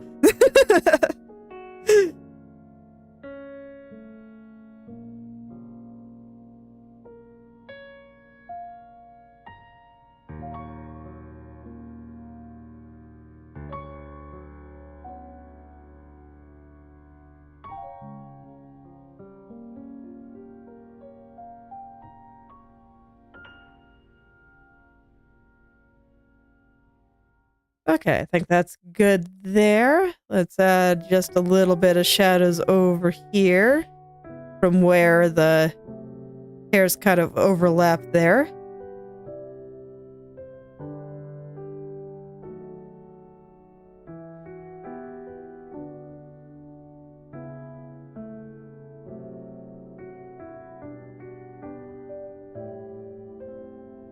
Okay, and here I want to fill in that little gap. Let's see. This is where things start getting really chaotic again.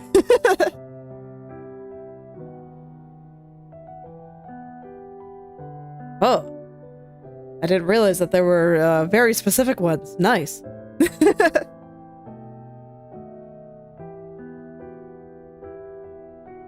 Alright, well if you ever take any pictures and post them on the internet, I'll certainly take a look. Sounds pretty cool.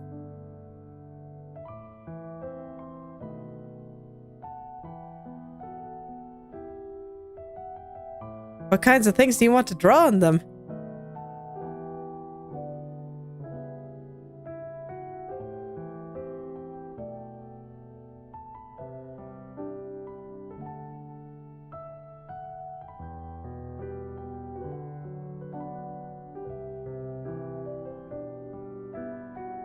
Okay, that all seems good. There's still a little dark spot here I have to shave off.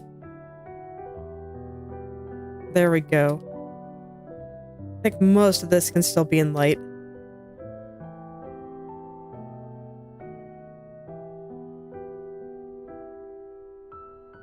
Most of it. This is where things start getting a little darker, so I want to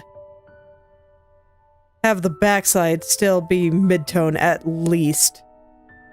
And not just completely bright like some of the lower ones were. Kind of up here too. And yeah, I actually do think it is appropriate for these strands to have shadow shapes on the backside. Oh. Well, I'm not surprised fantasy's a popular topic, because fantasy stuff is pretty cool. I mean, you can see here, I wanted to draw a cool gothic castle. That's why this picture exists, really. So, there you go.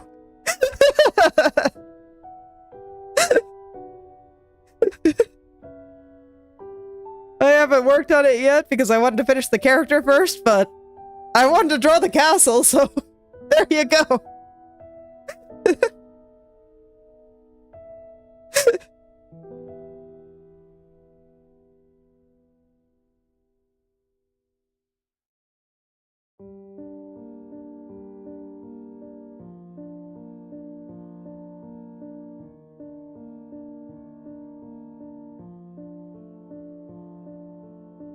Okay, for here, I guess this is fine.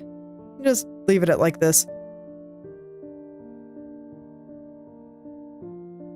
And let's see, what do I want to do up here? That's a good question. Let's see, I guess, I mean, this highlight is in totally the wrong spot, so I'll start by getting rid of that. And this one is fine. I'll let it go all the way up. I think that's okay. And we'll put in a little shadow up here. And then I'll let this kind of follow everything back here a little bit more nicely. And I don't know what this is, so I'm gonna erase it. It doesn't quite fit with the flow of the hair anymore. We'll just send it all the way back. It is. Art is neat. And then I feel like that goes for a lot of things too. Like, I've been doing a lot of writing lately too, and staring at my blank text file, my blank Word document, is also pretty scary. Or when it's time to... I'm a programmer by trade. And starting a new thing there is also very scary. It is true, pretty much regardless of what you do. Because art is hard. Getting started is hard.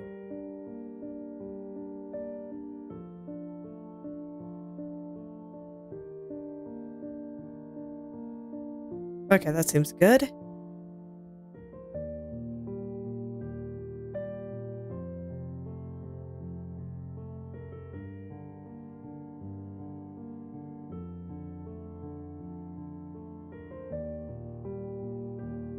Yeah, I think sometimes people just underestimate that.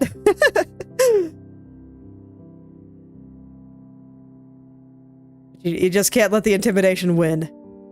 Because there are things there, you just gotta see them, or... I don't know, what other word you'd use for whatever things you like to make. Just gotta find them. But it's there. They're just waiting to be discovered.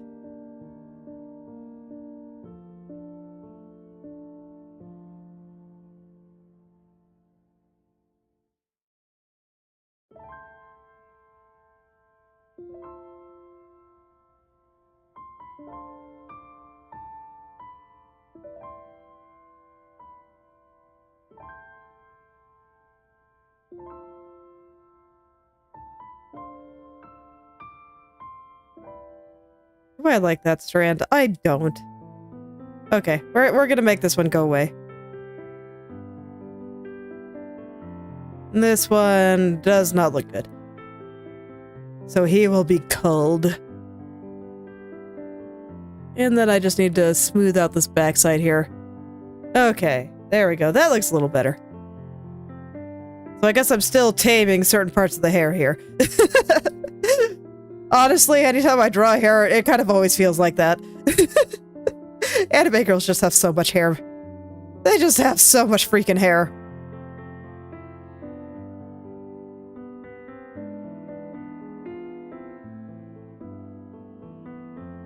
It just feels endless. Like I will always just be drawing hair forever. Forever and ever and ever.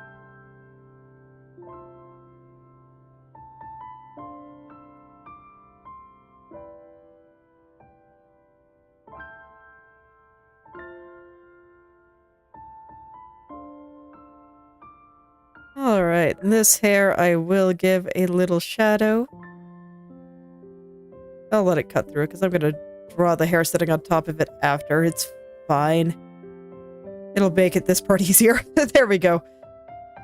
And then there will also be lights here. This one's not quite so far away, and it is like directly facing the light.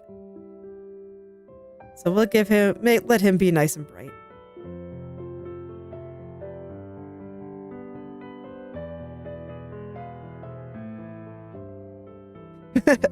That does sound pretty fantastic.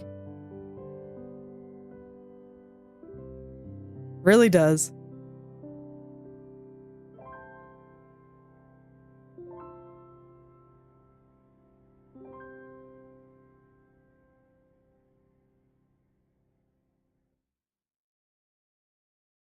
Alright, let's adjust the shapes here. They got a little bit unwieldy there.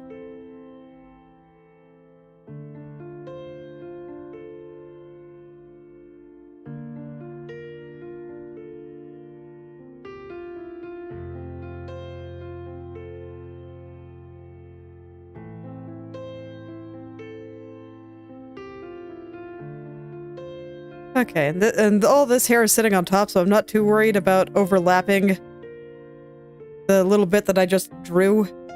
That was gonna happen at some point anyway. I just wanted to draw it all the way through because it makes my life easier. Yeah. I mean, it sounds pretty cool. It really does. So I say go for it.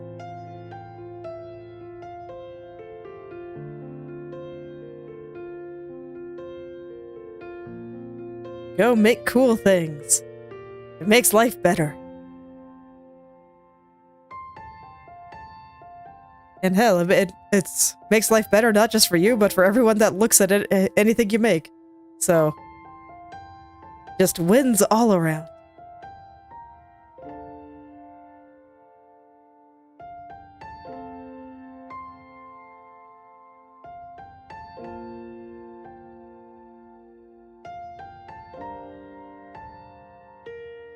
It's okay. The things in life that are most worth doing are the things that are often the hardest. So, do not be afraid. It'll be great.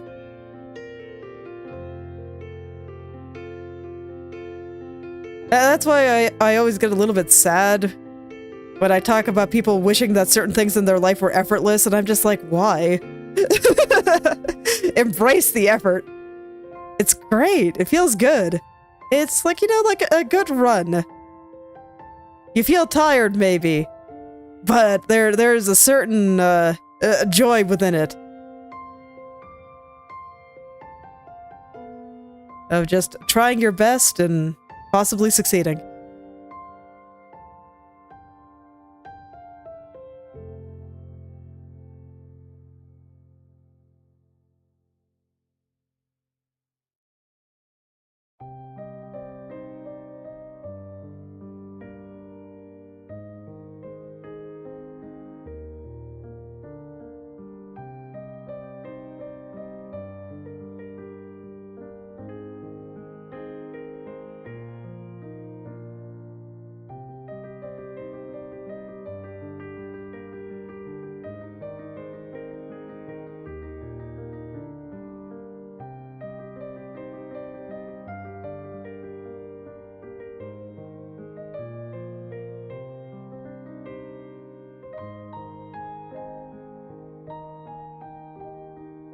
Okay, here we go.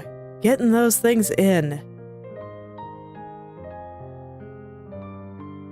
Add a little bit to the light here to make it a little bit more interesting. This is where the light's going to start fading a little bit. So I'm not making it quite as strong as I was elsewhere. But I think with the way that this hair is facing, letting the light go up pretty high makes sense. I don't think I want it to go this high, though. So I'm going to take it back a little. We're going to send it maybe only up this high.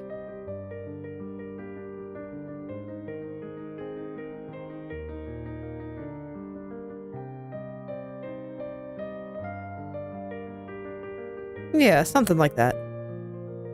Then I'll put a little light on this strand. We'll let it go through here.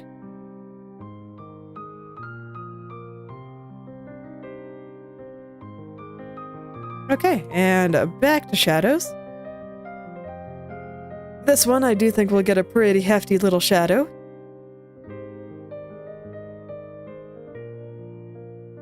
Connect up here somewhere. I don't know how I'm going to do it yet, so I'm just going to kind of prepare the area.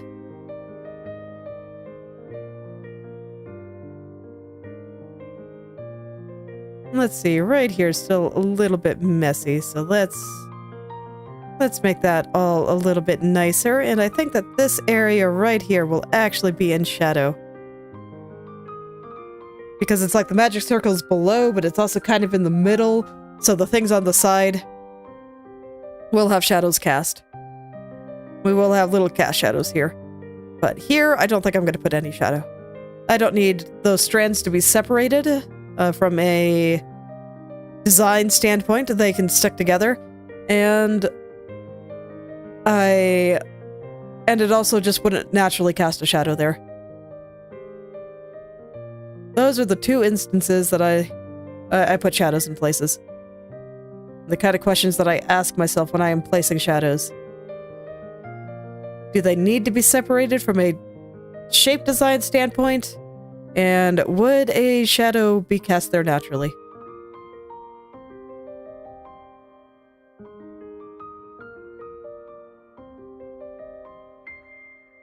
Okay, I'll go ahead and let a little bit of light through here. But this is just going to be a little guy. I don't think the light is strong here anymore.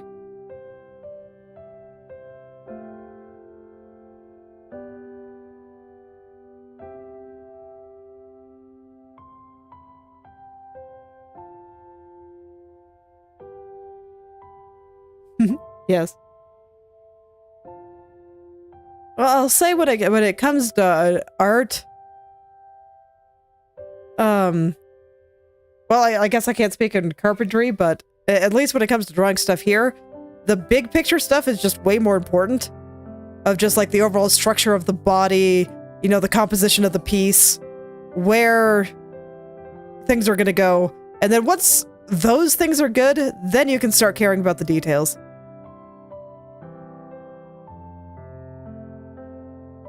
But if you try to get into details too soon, you're gonna have a bad time. The structure is just way more important.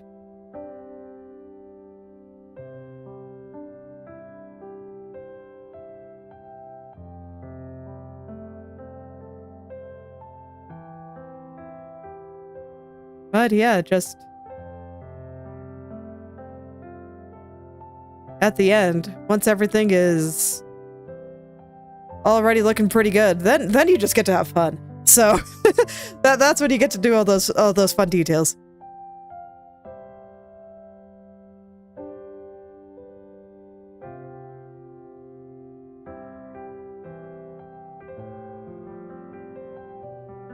Yeah. Makes sense.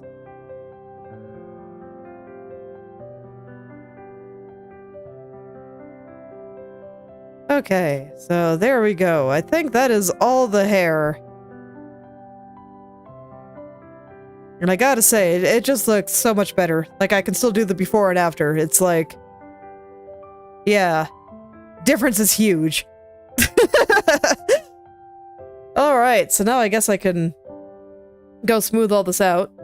And then I'll worry about the highlights. So I just use a teeny tiny brush here and... just kind of lightly go over the edges here. Okay, I have the layer locked. I wasn't sure if I did for a second there. And it just makes things a little bit softer. Honestly, I might have overdone it on my original layer there, but it's fine.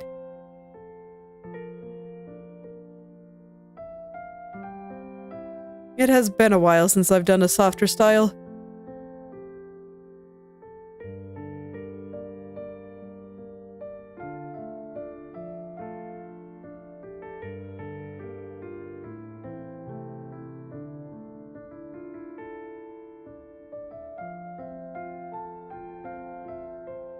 Gotta stop sitting at 133%, man. It keeps happening.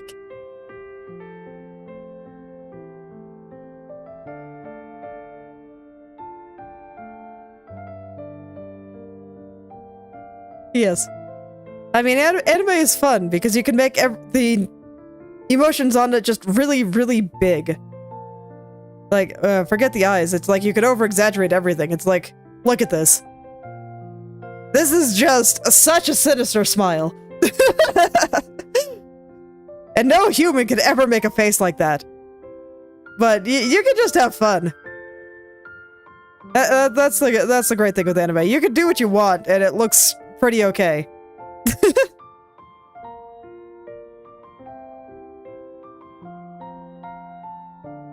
This is why I prefer cartoons more than realism.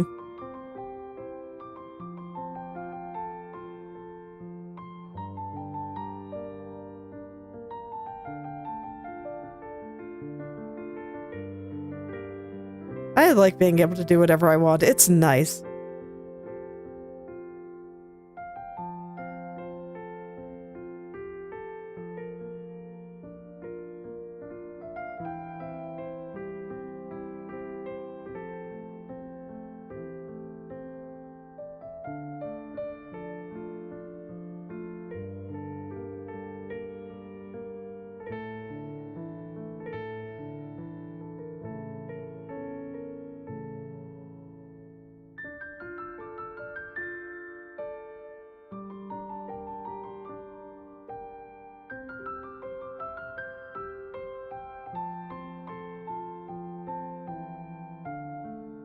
Okay. Oh man, this does look a little messy. I'm gonna have to go back over it with the airbrush a little, I think. I'm pretty sure I normally do that anyway, but... Let's just get some of these initial things all blended together.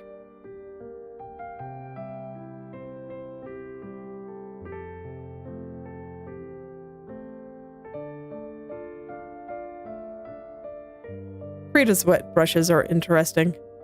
Because as long as you're pressing lightly, I don't put down any additional color or anything. I basically just kind of smear what's already on there.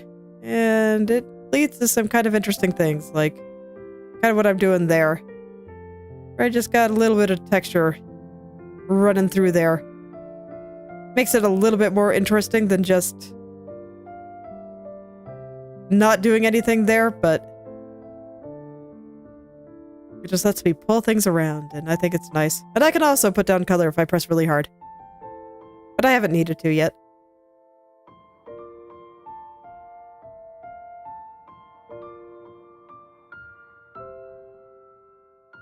Have not needed to yet.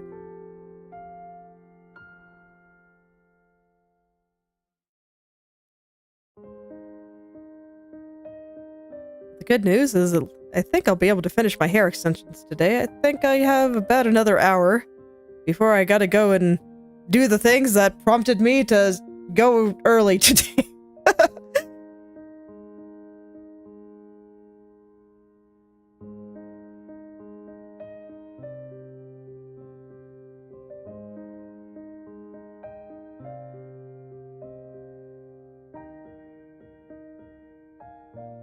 So I think that'll be enough time to finish all of this off. I still have to do the highlights though. But I don't think there's going to be that many highlights on these new strands.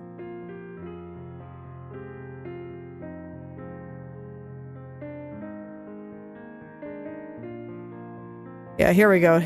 Here I'm putting down a little bit of color because I felt like this got a little bit too smeared. So I just pressed down hard and voila, color. And thus I was able to kind of clean that up a little bit better. Well, alright, so I think everything's good down there. But yeah, let's just get on up here. Oh wait, you need light. Why did you get 0 light? Okay, well whatever, I'll finish what I'm doing here and then fix that.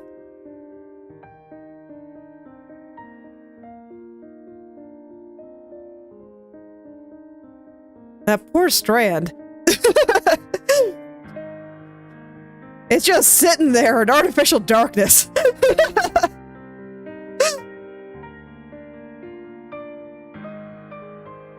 It got so neglected.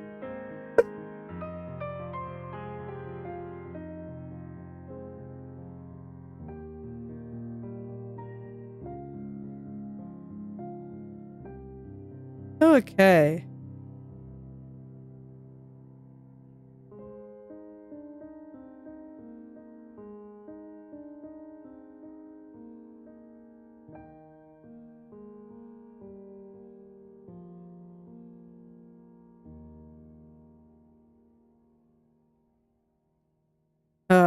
It is times like this that I'm just like, man, why did I draw so much hair? It's worth it. I know exactly why I drew this much hair. Man, there's so much of it. Now I just gotta clean it all.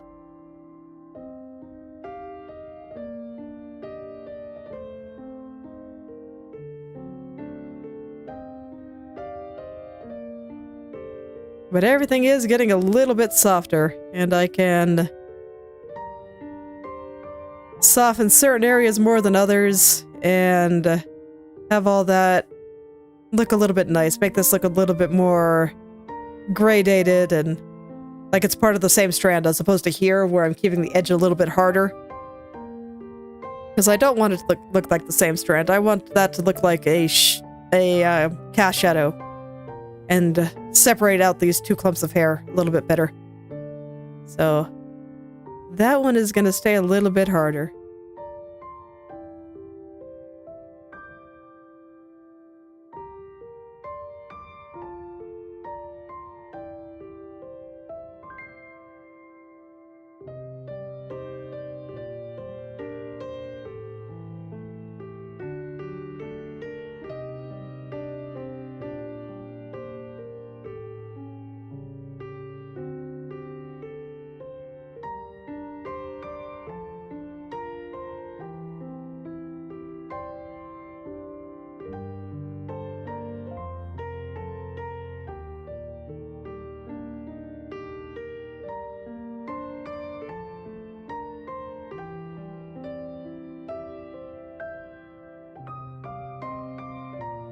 Okay.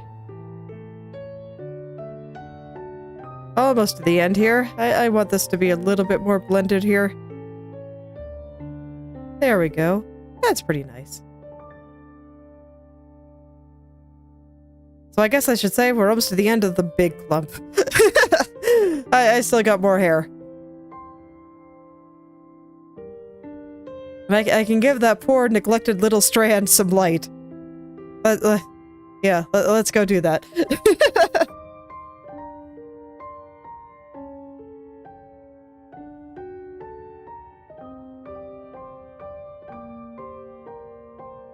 It's okay. She's just plotting against you. It's fine.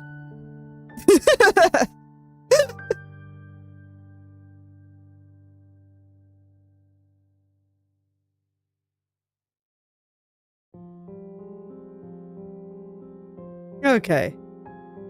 There we go. Now he's got light, so now I can go back and blend things. And yeah, now her face is going to be on screen for a while. Now that I'm working back up here.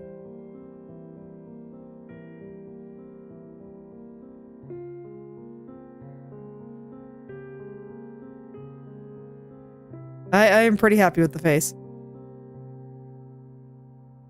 And honestly, I think the wild hair is doing a lot to make it a lot better, so I am also happy. You know, today is just a good day all around.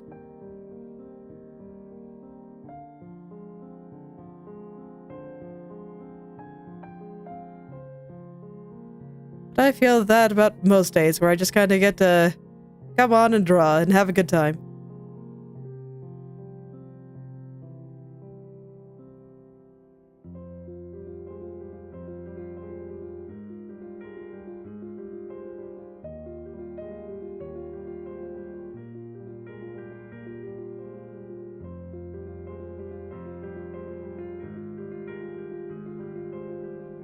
Alright, there we go. Blend all that in.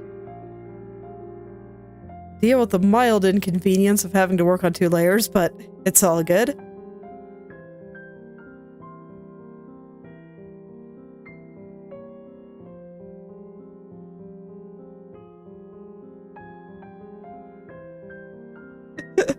Thank you. Thank you very much. I got a couple of things I want to touch up on him, but I think I'm pretty happy with it overall. Okay, we'll see how much better I can make it with those couple of touch-ups.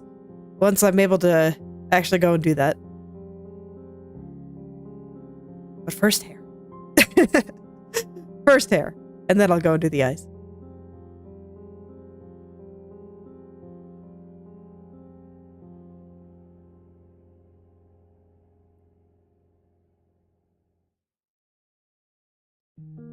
Basically with the eyes, I think they look pretty good. That's why I'm only wanting to do a couple of touch-ups. But I think I can make them a little bit more three-dimensional if I manage my highlights a little better. So that's my hope. So even though they look okay now, I think I can do it even better.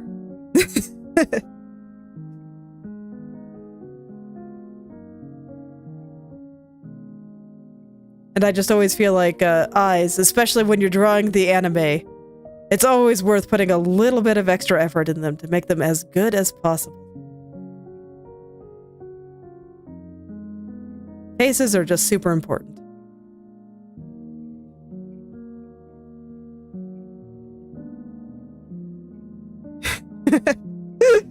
Yeah, let's see if I can actually get to it today. But first, hair.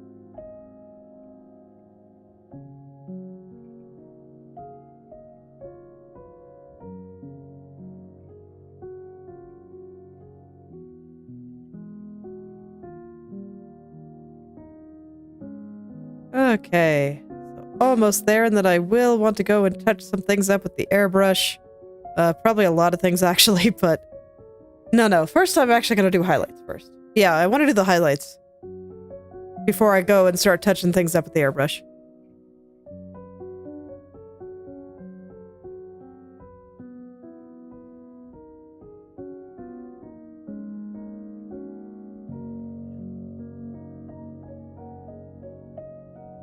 And another thing that I really enjoy about this brush is that I can add more neat little things without even trying. If I determine that the area needs a neat little thing there. Let's see. Up here had a shadow. There we go. Okay. So there we go. Let's put in the highlights.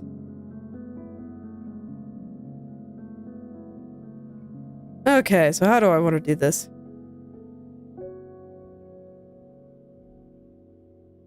I guess first thing first, I should actually make sure my highlights are in good spots. Make sure that they're all... Oops, wrong layer. Make sure that they're all where I want them to be. Let me pull the color off my swatch.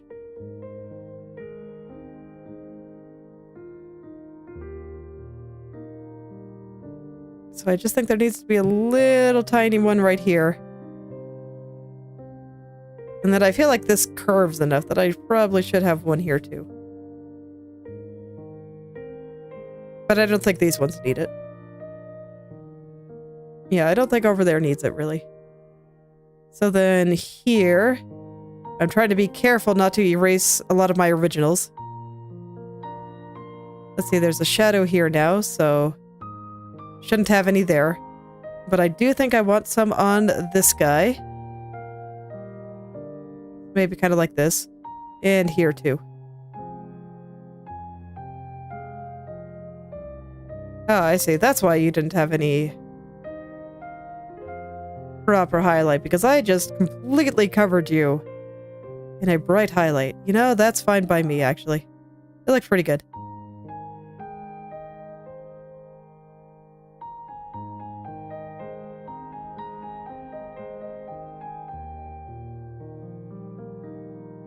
And I'll just make sure that this highlight doesn't bleed into the shadows here.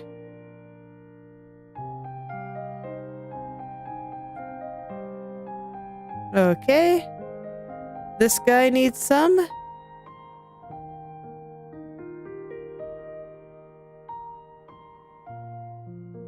No, I don't like that shape. And probably right here too. Okay. So yes, here definitely needs some as well.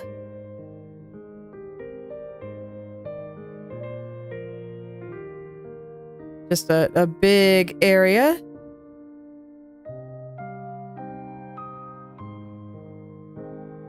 Tried to vary up the size and shape a little bit there. Let's see, I don't actually think this one needs any. And this is, I believe, some residue from the originals, so we'll get rid of some of this.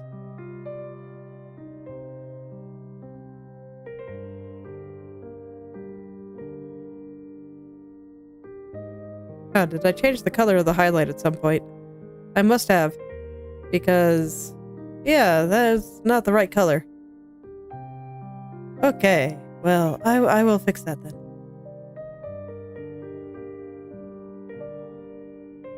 Okay. There we go. Now everything is the right color.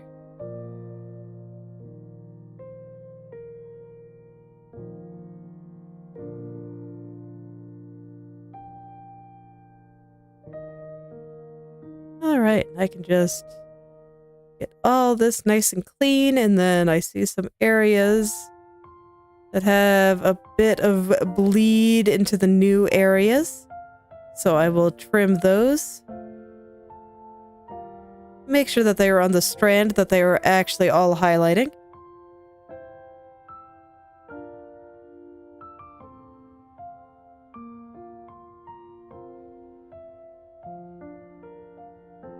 And then down here is going to just be absolutely covered in these things.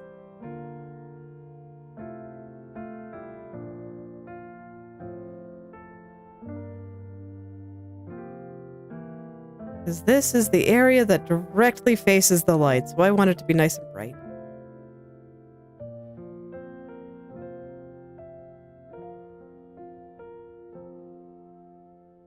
This is going to be the lightest area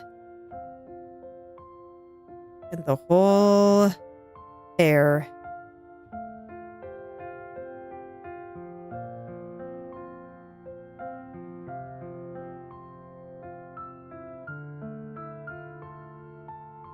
I guess I'll just light the entire thing here. I think that's fine. I think it looks better than whatever I was trying to do there, so...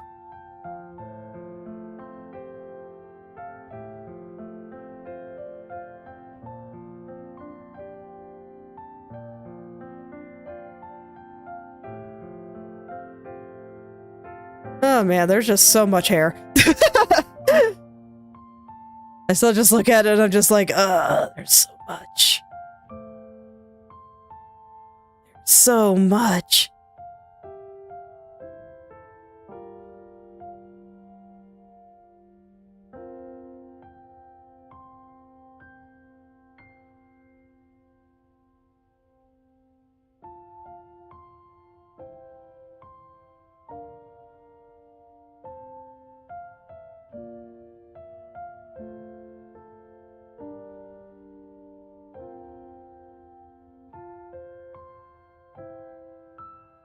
Okay, so I think that follows that path pretty well, and that should be good to clean now.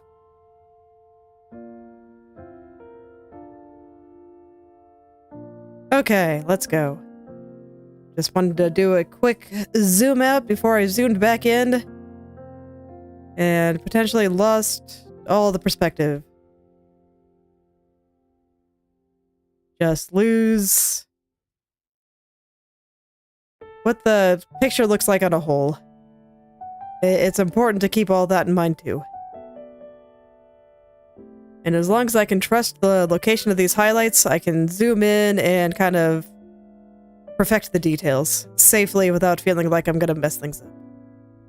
So I can trust what I drew here, because I checked it.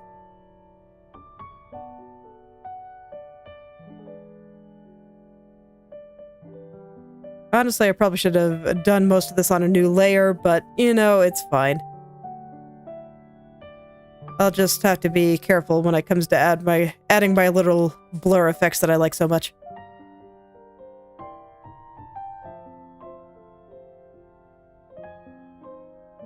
But it's alright.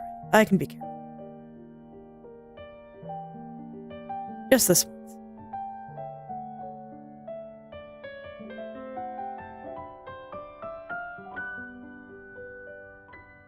Just this once.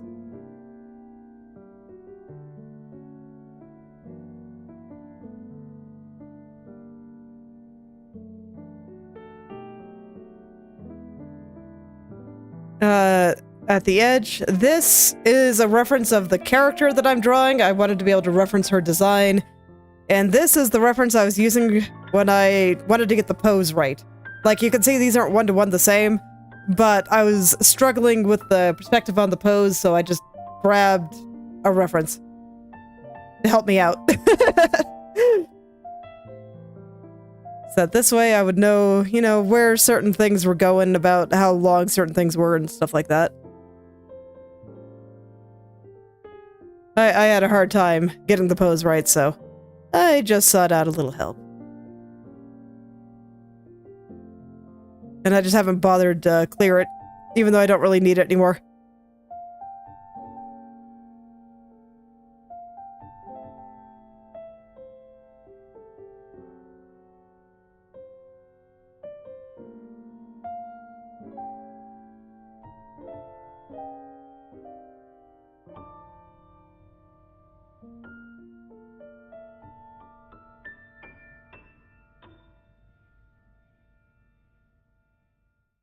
Okay, so I think that's good here. Oh.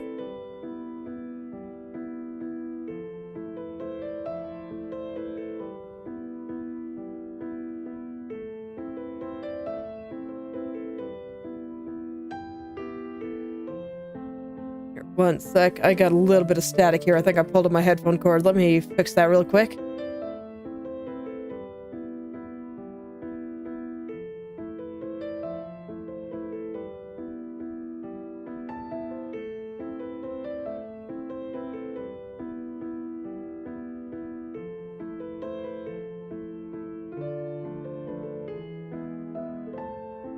Did not, so I'm not sure what's causing the static. That is unfortunate. I'll have to figure that out later. I guess I could just deal with it for now. It'll be fine.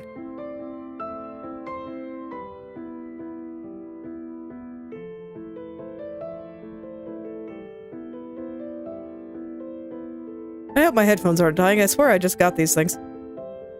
I don't think I've even had them for a year yet.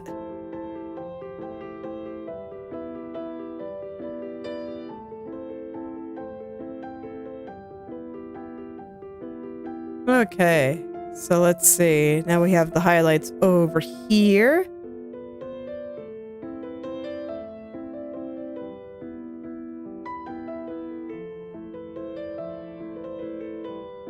Just want to make sure they're not all blobby and gross. And I guess these I will just put in a light.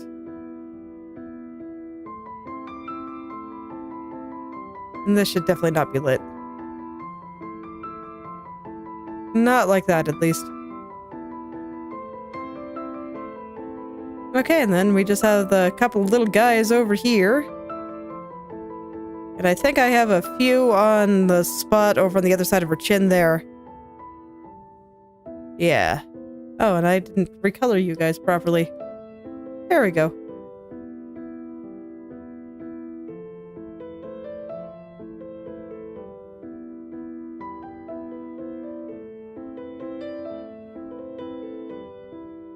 There we go.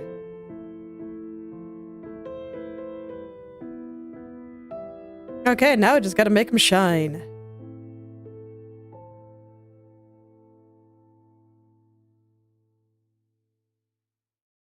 Yeah, see, this one's kind of escaping its strand again.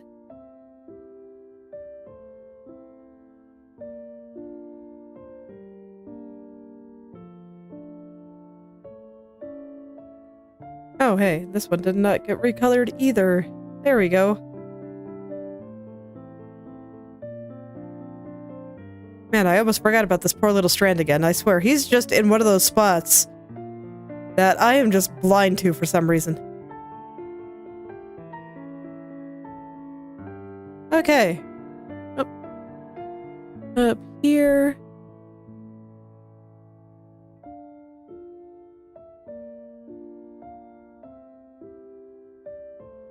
Alright, let's make them look nice now. So I'm gonna grab all the ones that are in the new areas here and hope that this works the way that I think it will.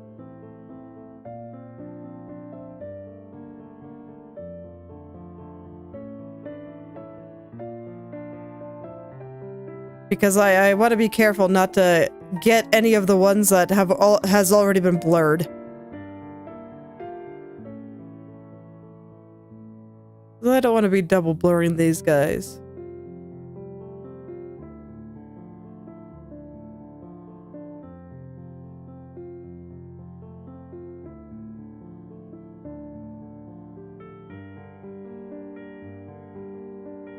Right there, and right here, and then over here.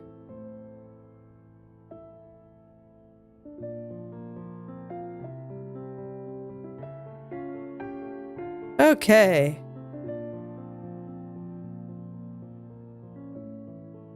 Yeah, should be good.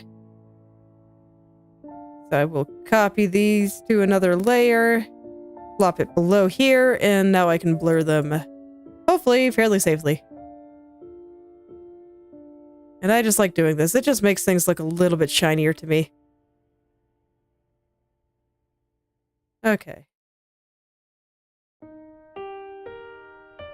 There we go. Oh, I didn't get you. You are also not colored properly. That's okay. I'll do this one separately. This guy gets to have his own thing. I mean, I think you could even remove the, considering it's free. Like, I think it's just a great program. Like, even if it wasn't free, I think it'd still be pretty good.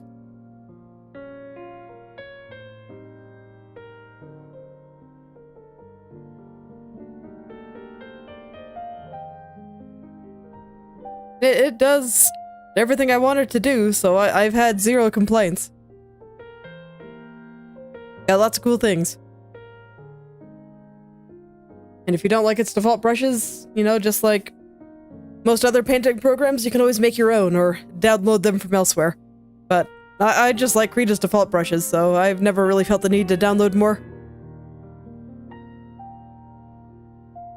Okay.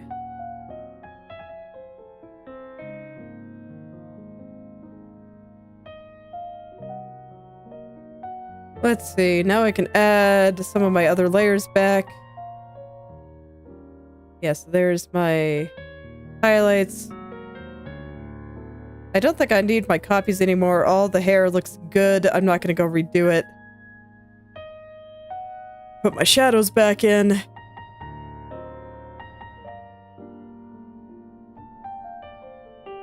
I don't think I need the copy of the highlights either. I'll just prune my layers a bit here since they were getting a little bit unwieldy. Okay. Let me go add my shine here. I just like to make the hair a little bit shiny where there's highlights here. Then I'll take my smudge tool to it and kind of push things around just a little.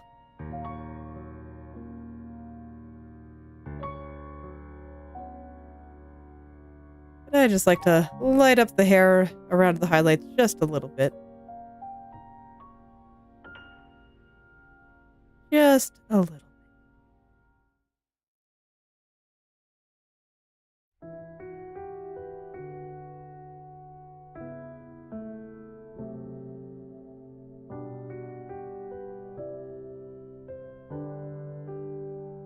And then certain strands I just want to light up just a little bit more too. Okay. Let's see, this one got pushed out a little bit too hard, but there we go. Now I can grab the smudge tool and kind of push them around a bit, make it look a little spikier. You know, get the triangles back in there, because triangles are great.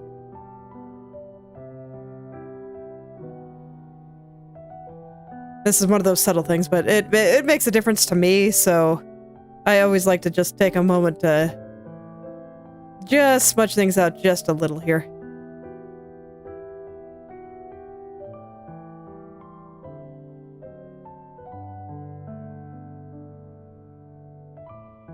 Okay. And then for just this highlight right there, I think he's a little strong, so I'm gonna fade him back just a little. Okay. Is that everything?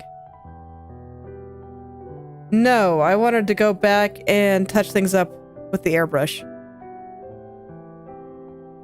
So let's do that real quick.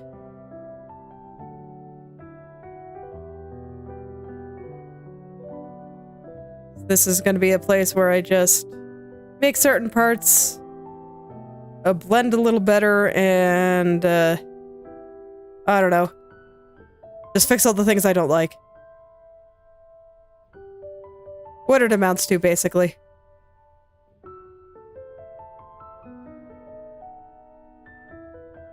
But then after this, I think that's going to be it for hair, finally. Hair, it's so time consuming, but it's so fluffy, and it's so nice.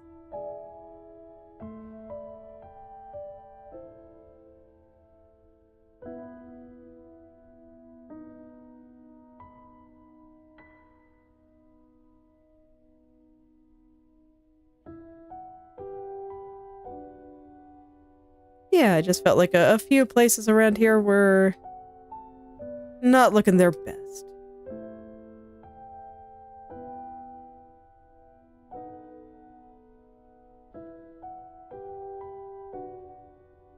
And I also like blending the tips just a little bit. I think it looks nice.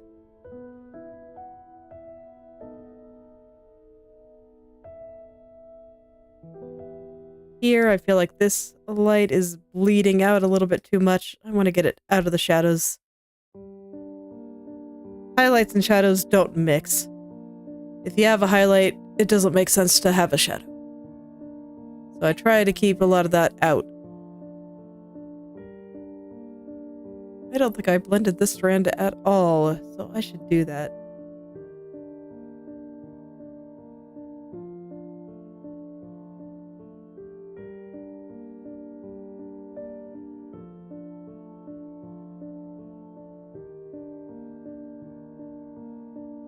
There we go. That's better. It's easy to miss some of these little guys. I feel rude for saying that, but it's true. It's very easy to miss them.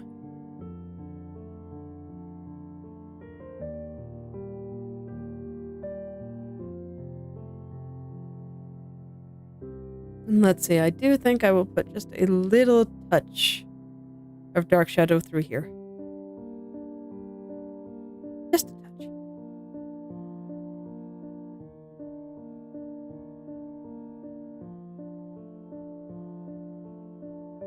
Okay, and then out here, it looks like I have just a little bit of blending to do. Make sure that everything cooperates and plays nicely together.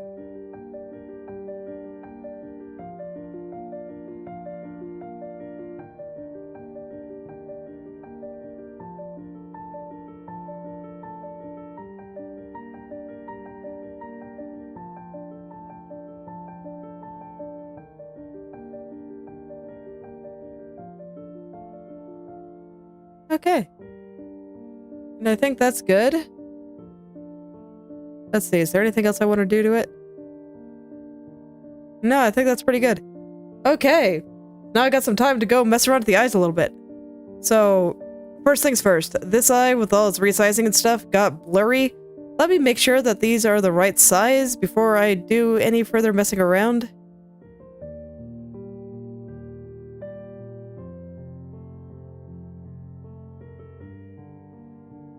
Yeah, I think it's good.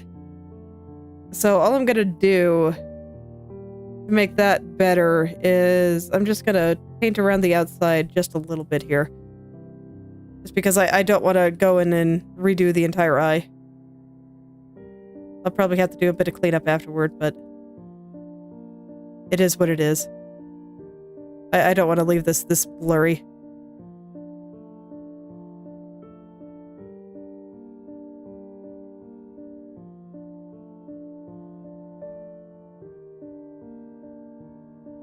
Because, man, was that blurry. Same with the pupil. It just got a little bit blurry.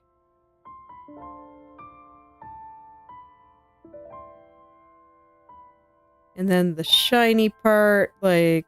Oh god, I didn't name any of my layers here. So yeah, this guy.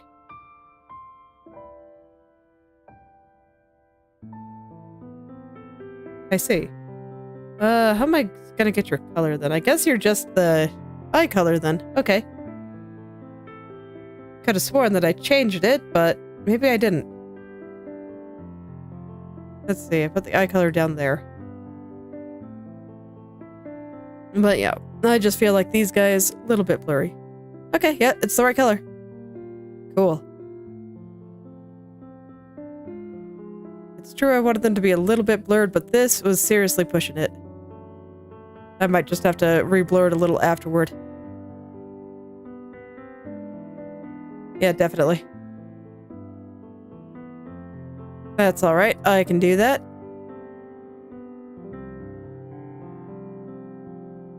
And I think I'm gonna have to do the same for this ring here too. It's just really blurry, especially if you compare it to the other one.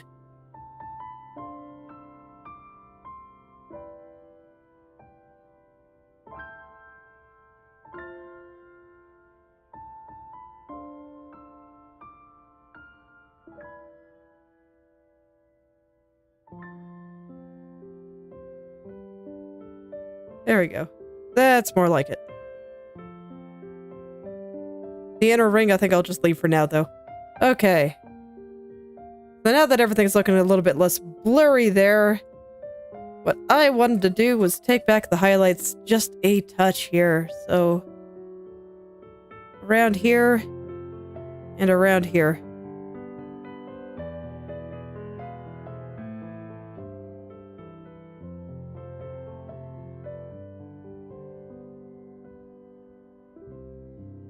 And hopefully make things a little bit more 3D.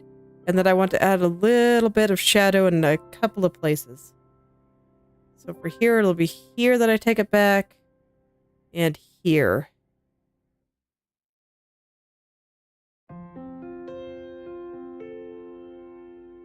Okay.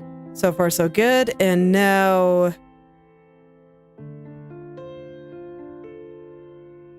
let's see. I think I actually want you to be brighter if I'm taking you back like that.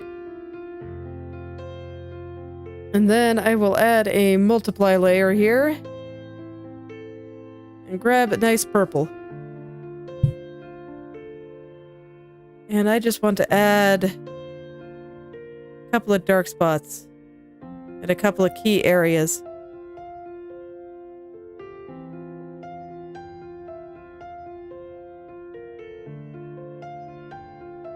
I think it needs to be darker, but I'm going to start with this.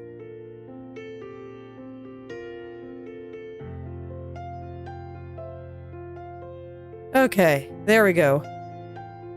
I think that's all I need to do.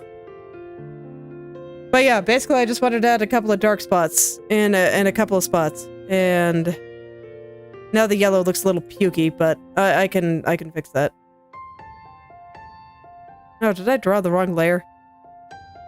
Is that why there's shenanigans? I think it is. Okay. Let me back it up here. Okay, so this is fine. This is when I was clearing out some stuff.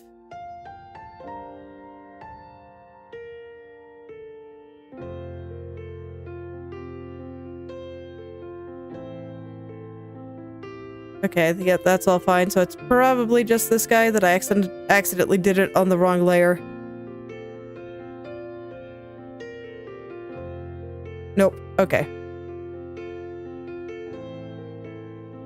So yeah, that is indeed making the light look a little bit worse. Do I put you on top then? No, I don't think so. How do I do what I want then? I just want here to be a little bit darker. But it is not playing very well with my lights. How awkward.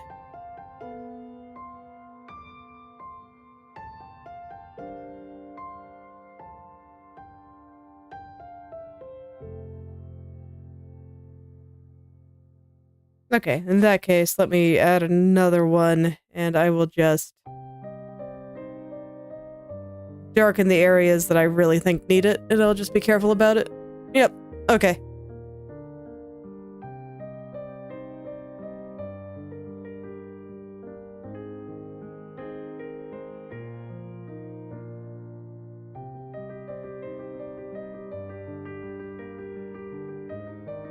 Okay, yeah, I think those look a little bit more glowy now, so I'll take it. Okay, let's go and clean up the head. Now I can fix all the shadows here. Alright. God, all the static is driving me nuts. Oh, I'm so sad. I really hope my headphones aren't breaking.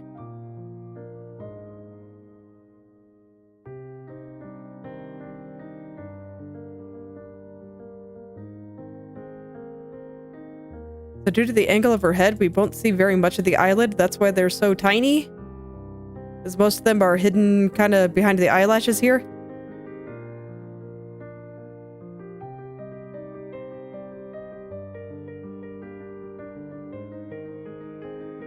So now I just am kind of reattaching certain parts here. Okay.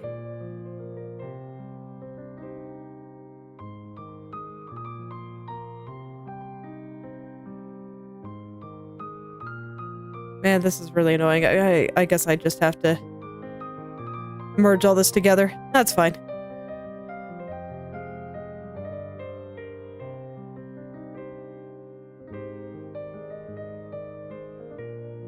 All right. Let's see here. How do I want to light the face? I actually went around and looked around for how I felt like I should go about doing this.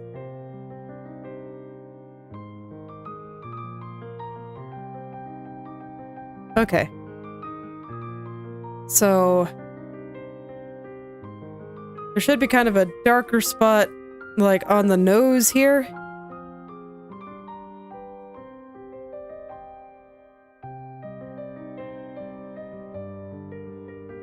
And of course the nose itself is nice and bright.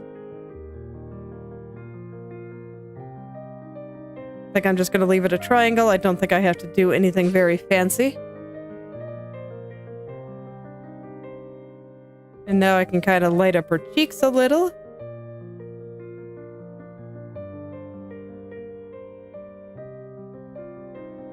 And I'm being very particular about the shape of the cheeks here. I really want I want to emphasize that ridiculous smile as much as I can. Because it is great. And it is like the focus of everything.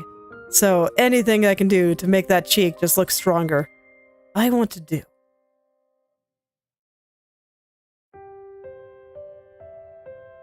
It is important.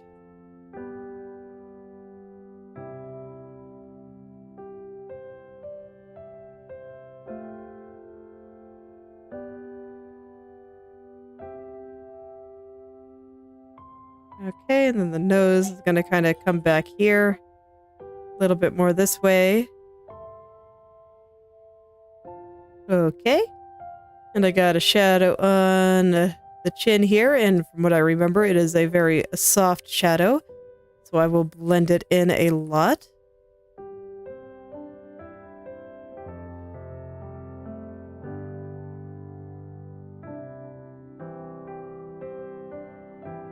Yeah, that looks pretty good. Okay, now the shadows from the hand. This is pressing into her skin, so I'm just...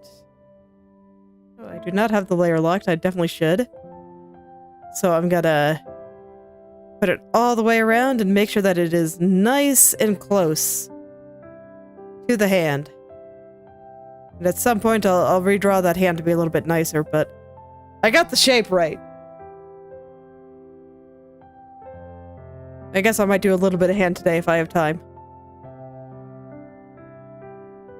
Okay, and then here. I don't want it to be too soft, but I want it to be softer than that. And then just a little bit general lightness on the bottom there. Okay. Yeah, I think that's pretty good. Do I want to do any more light on the brow bones here? I think I do. And then I need some dark from the hair.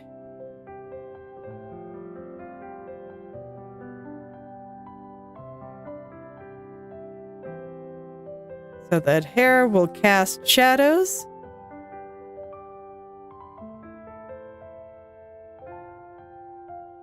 So I'll get all those in. Thank you.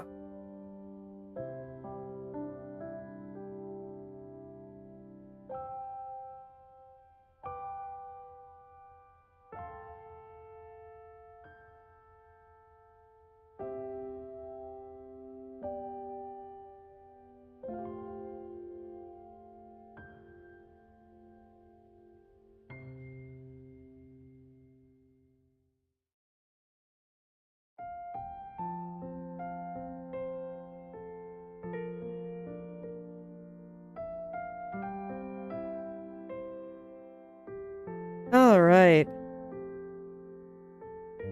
So I want to put areas of higher contrast kind of up near her eyes here. That's the important area, I think.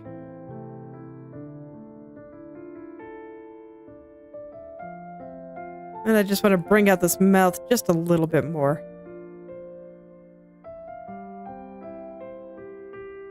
There we go. Okay. There we go. There's, I think, good hair shadows there. Let's see. Anything else I want to do? Ah, there. Sure, I'm gonna go and turn on my other layers here and kind of get those right. So that maybe this way I can actually have another thumbnail picture. I think I actually have this on my swatch somewhere, but I don't remember where, so.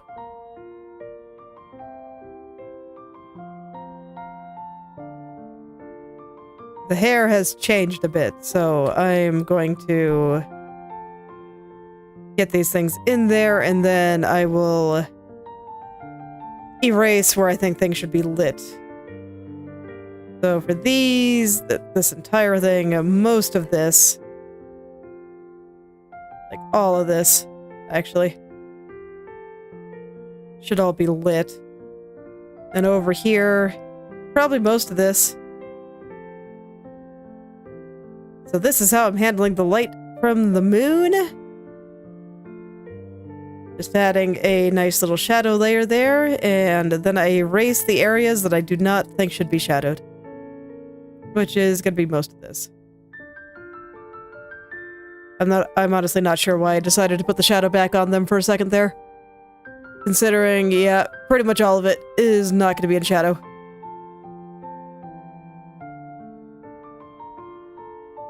Pretty much all of it.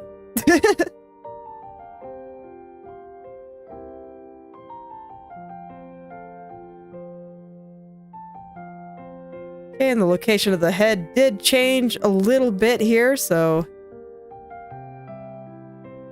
Oops.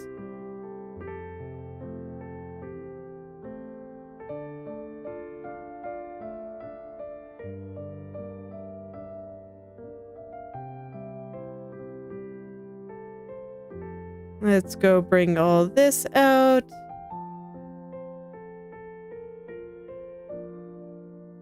I want a lot of the fingers to be shadowed, but not like all of them. I think having some for the gaps between the fingers looks pretty good. And then, of course, the location of her eyes changed a little bit, so I'm going to go ahead and just flood all of that. Get a little bit on the nose here. Little bit over here. And then the eyes will just be lit. Alright, we'll just let them glow a little. It'll be great. And I think that's about all that changed there. So now the light layer.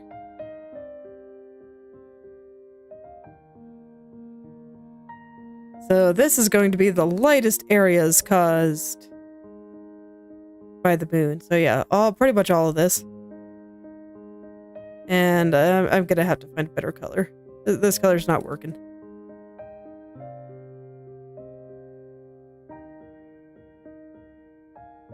Pretty much all of this.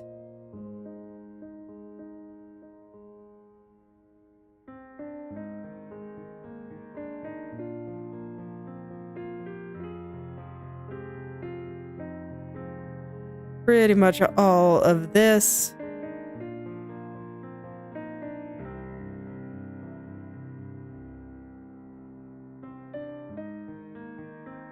Okay. So it'll be something like that. Let's find a slightly better color. I think I just have to turn the saturation way down and it'll be fine.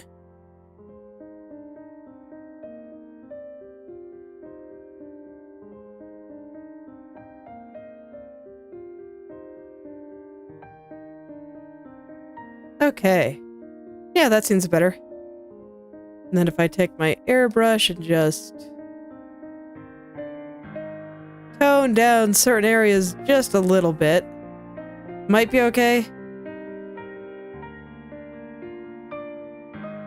It's also just very possible that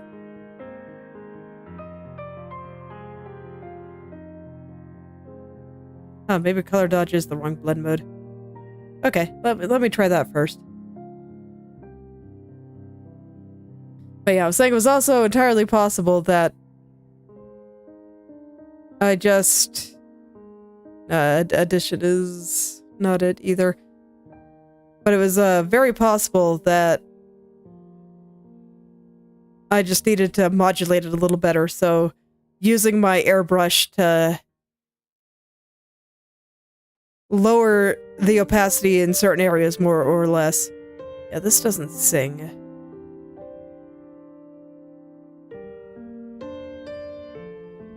That's kind of interesting. What do you look like as a different color?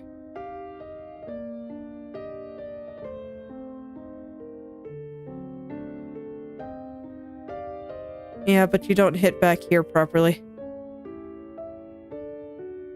I don't think color dodge does either, though. Color dodge does, to an extent.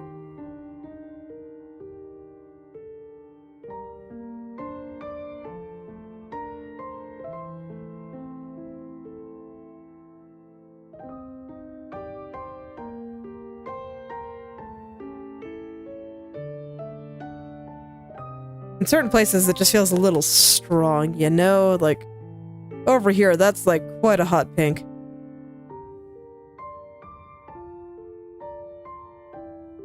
It's probably just the kind of thing that I will have to do in multiple layers.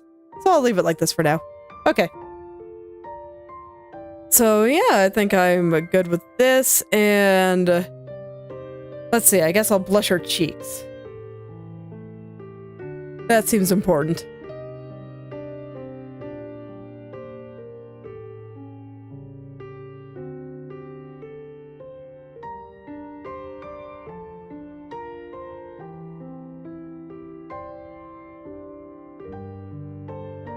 Like just a little bit of red on the nose and the forehead and the chin. And I'll put a little bit extra on the lower lip here. Okay. And then I will just put a couple little lights here and there. Just because I think they make everything look a little cuter.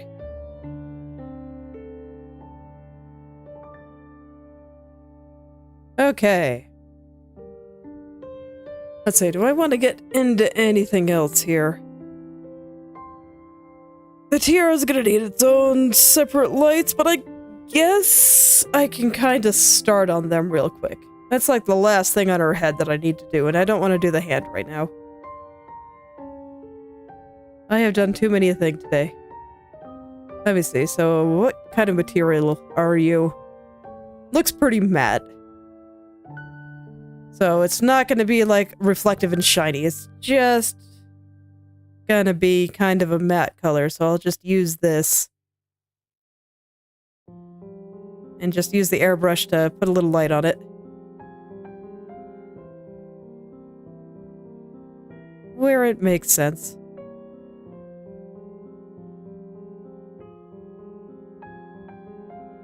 And I'll smooth all this out after I kind of have the big shapes down.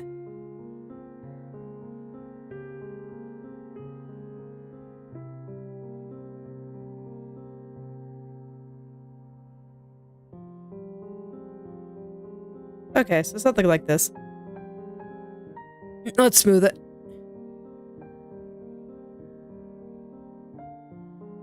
Oops, that's right.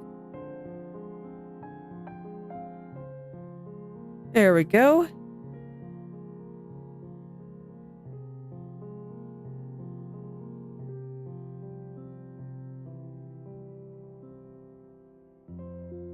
There we go.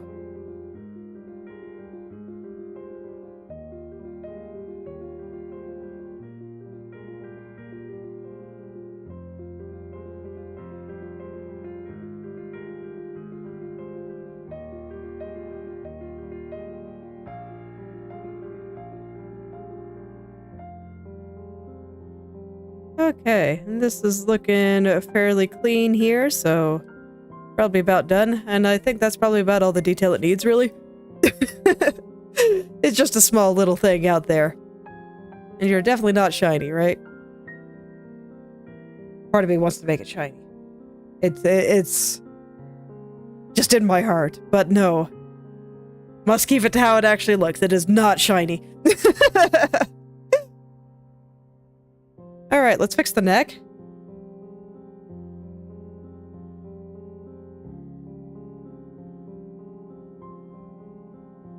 Connect it out onto her shoulders proper here.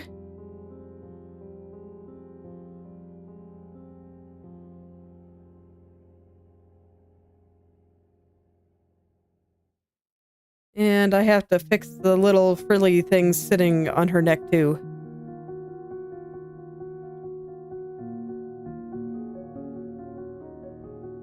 Because this needs to kind of come out this way, I think.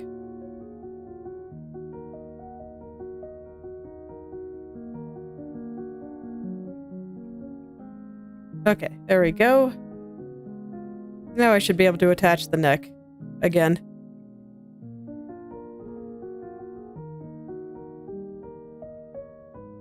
Still a little bit thick. And also sitting on her shoulder a little bit awkwardly here. Let me see, where does it come up? Probably like this. So I actually had it close to right the first time. Okay.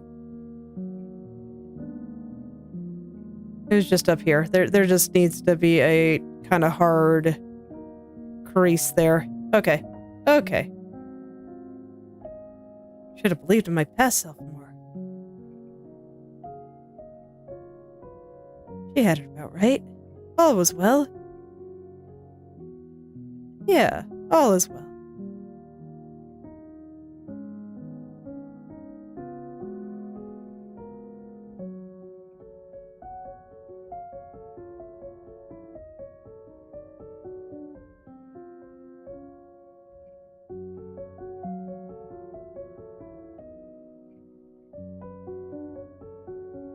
Let's see.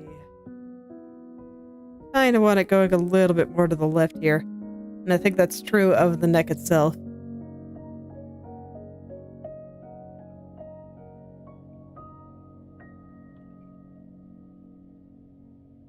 There we go. That looks much more attached. I wouldn't say it's exactly a position that makes sense, but I think it looks okay. Oh yeah, I'm so excited to finish this. I think it's gonna be a little while. But I'm getting there. It'll probably be a few more sessions, and I do want to finish her before I start doing any more in the background.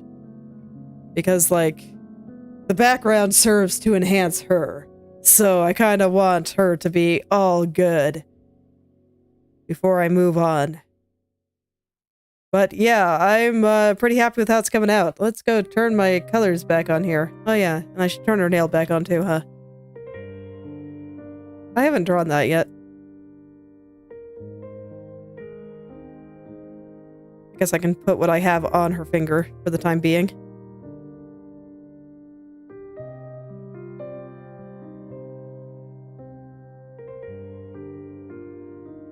Oh yeah, I should actually draw those, and I think next time the first thing I'm gonna do is the hand. I gotta get that. Okay. And for the neck here, I want to get some colors on that. This is actually in the light here, so I want it to be bright. The only reason it's as dark as it is because I wanted to see where the head was easily. Let me check my references here. Okay, so I can basically do it either way. I was checking to see whether or not there was a little bit of shadow underneath the chin here. Answer is sometimes, so I can do what I want.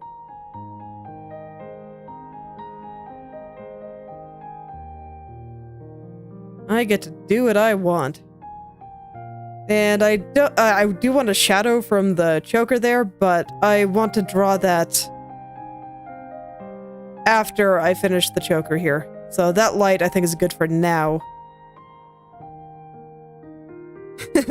Me too.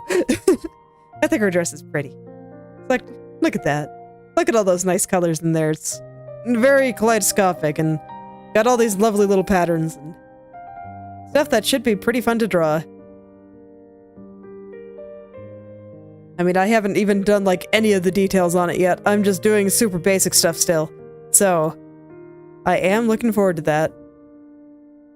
Let's see, is there anything else I want to just touch up real quick? Yes, actually. Speaking of the dress, I feel like her top is a little bit too big here.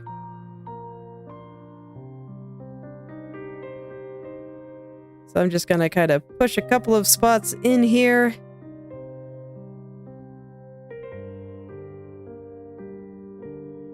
Make it a little bit more true to the size of her chest.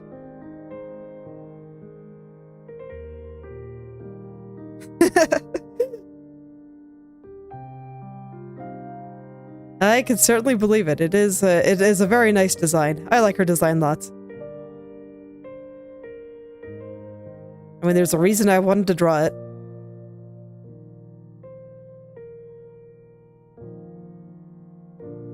There we go. Just kind of push this in a little bit. Okay. And then over here, there's going to be more dress. I haven't drawn it yet. Because trying to comprehend what's going on over there. Okay. I guess I should take a moment to do that while I've got a bit of time here. So, from the armpit over here, we got the strap kind of connecting up there. It is like straight down on this side. There's a very slight curve to it, but it's very weak. So from about here over, and from about here down, there like needs to be some stuff. Let me see, where, about how far away from the armpit is it? So probably about from here, and then comes up like this.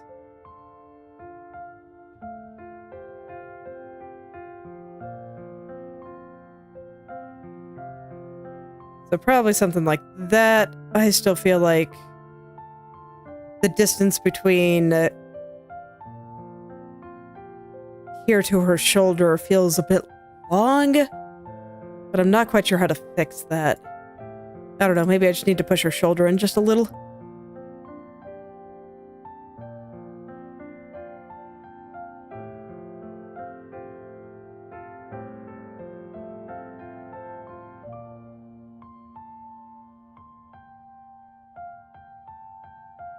Yeah, that looks okay.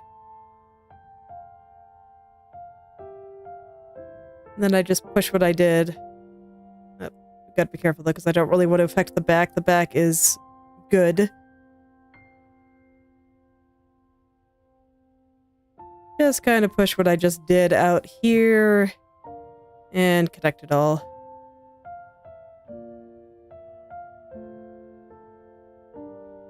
And then at some point there's going to be like a little sleevey over there. I guess I can draw those.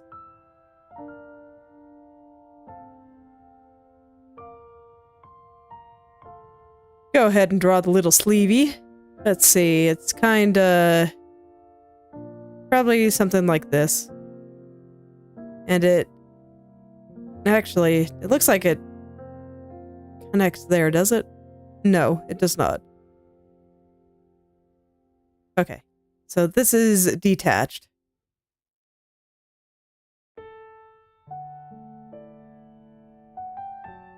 And you will actually have to come up here on top of the arm.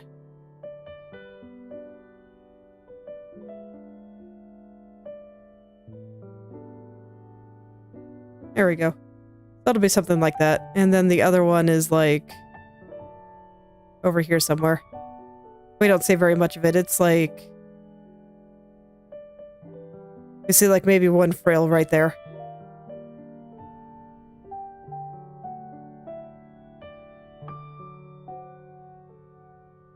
Okay, so yeah, something like that. Maybe a little small. Let me invert the colors so that this way I can actually see what I'm doing here. Is it really not attached to the side there? I don't know, according to the side view, it definitely doesn't, so I will trust that side view, I guess. Alright. So it wraps around her arm and goes down.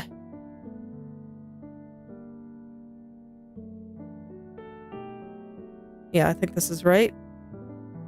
I had to think about it for a second, but I think it is right.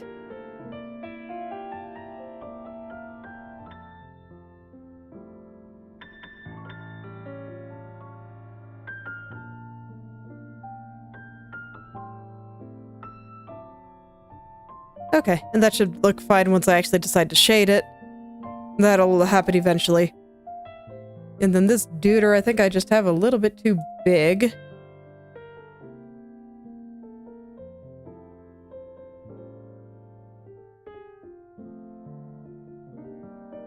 So I'll shrink him down to what I think is a more appropriate size.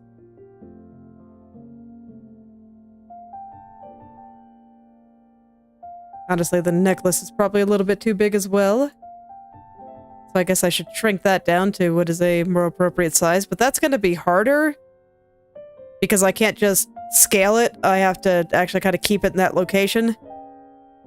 So that's where her neck is, so I'll just squish it.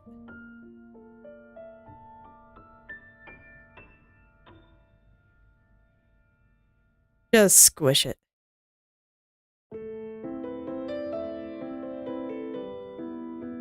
There we go, and everything will just gradually start to get into its final form like this.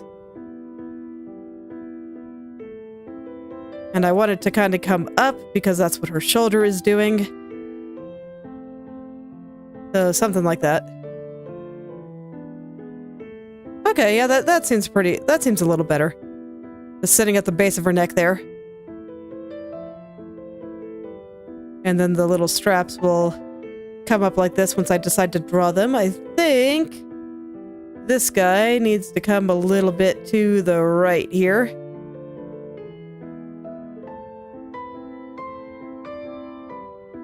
Okay. Yeah, so I think tomorrow, well, not tomorrow, but next time I work on this, which will be Monday, will be figuring out her hand and arm here. And I think that's the most important thing to do next. And then I might just finish off the hair, since this is roughly what the dress is going to look like, I think.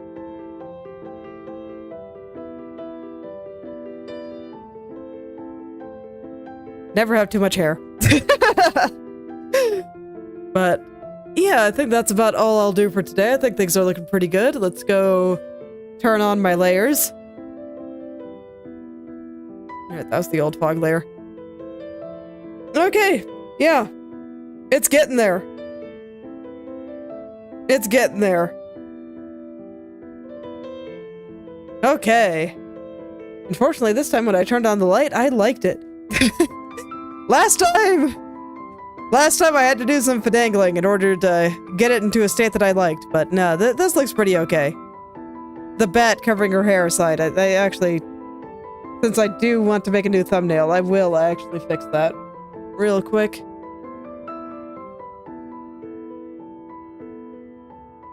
There we go. That one is supposed to be behind her.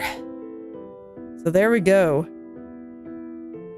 Yes, I am happy. It is coming out, and I think things are looking pretty good. I am glad that I kind of reconstructed her face. It looks so much better now. And all the flowing hair. Oh yeah. I just always had the foreground turned off because, you know, like I said, I'm focusing on her for the time being. The foreground will probably be the first thing I do after I finish her. But gotta finish her first. Alright. I think this is where I will stop for today, so thank you all for coming, and I hope you're able to make something wonderful today. I will see you all tomorrow.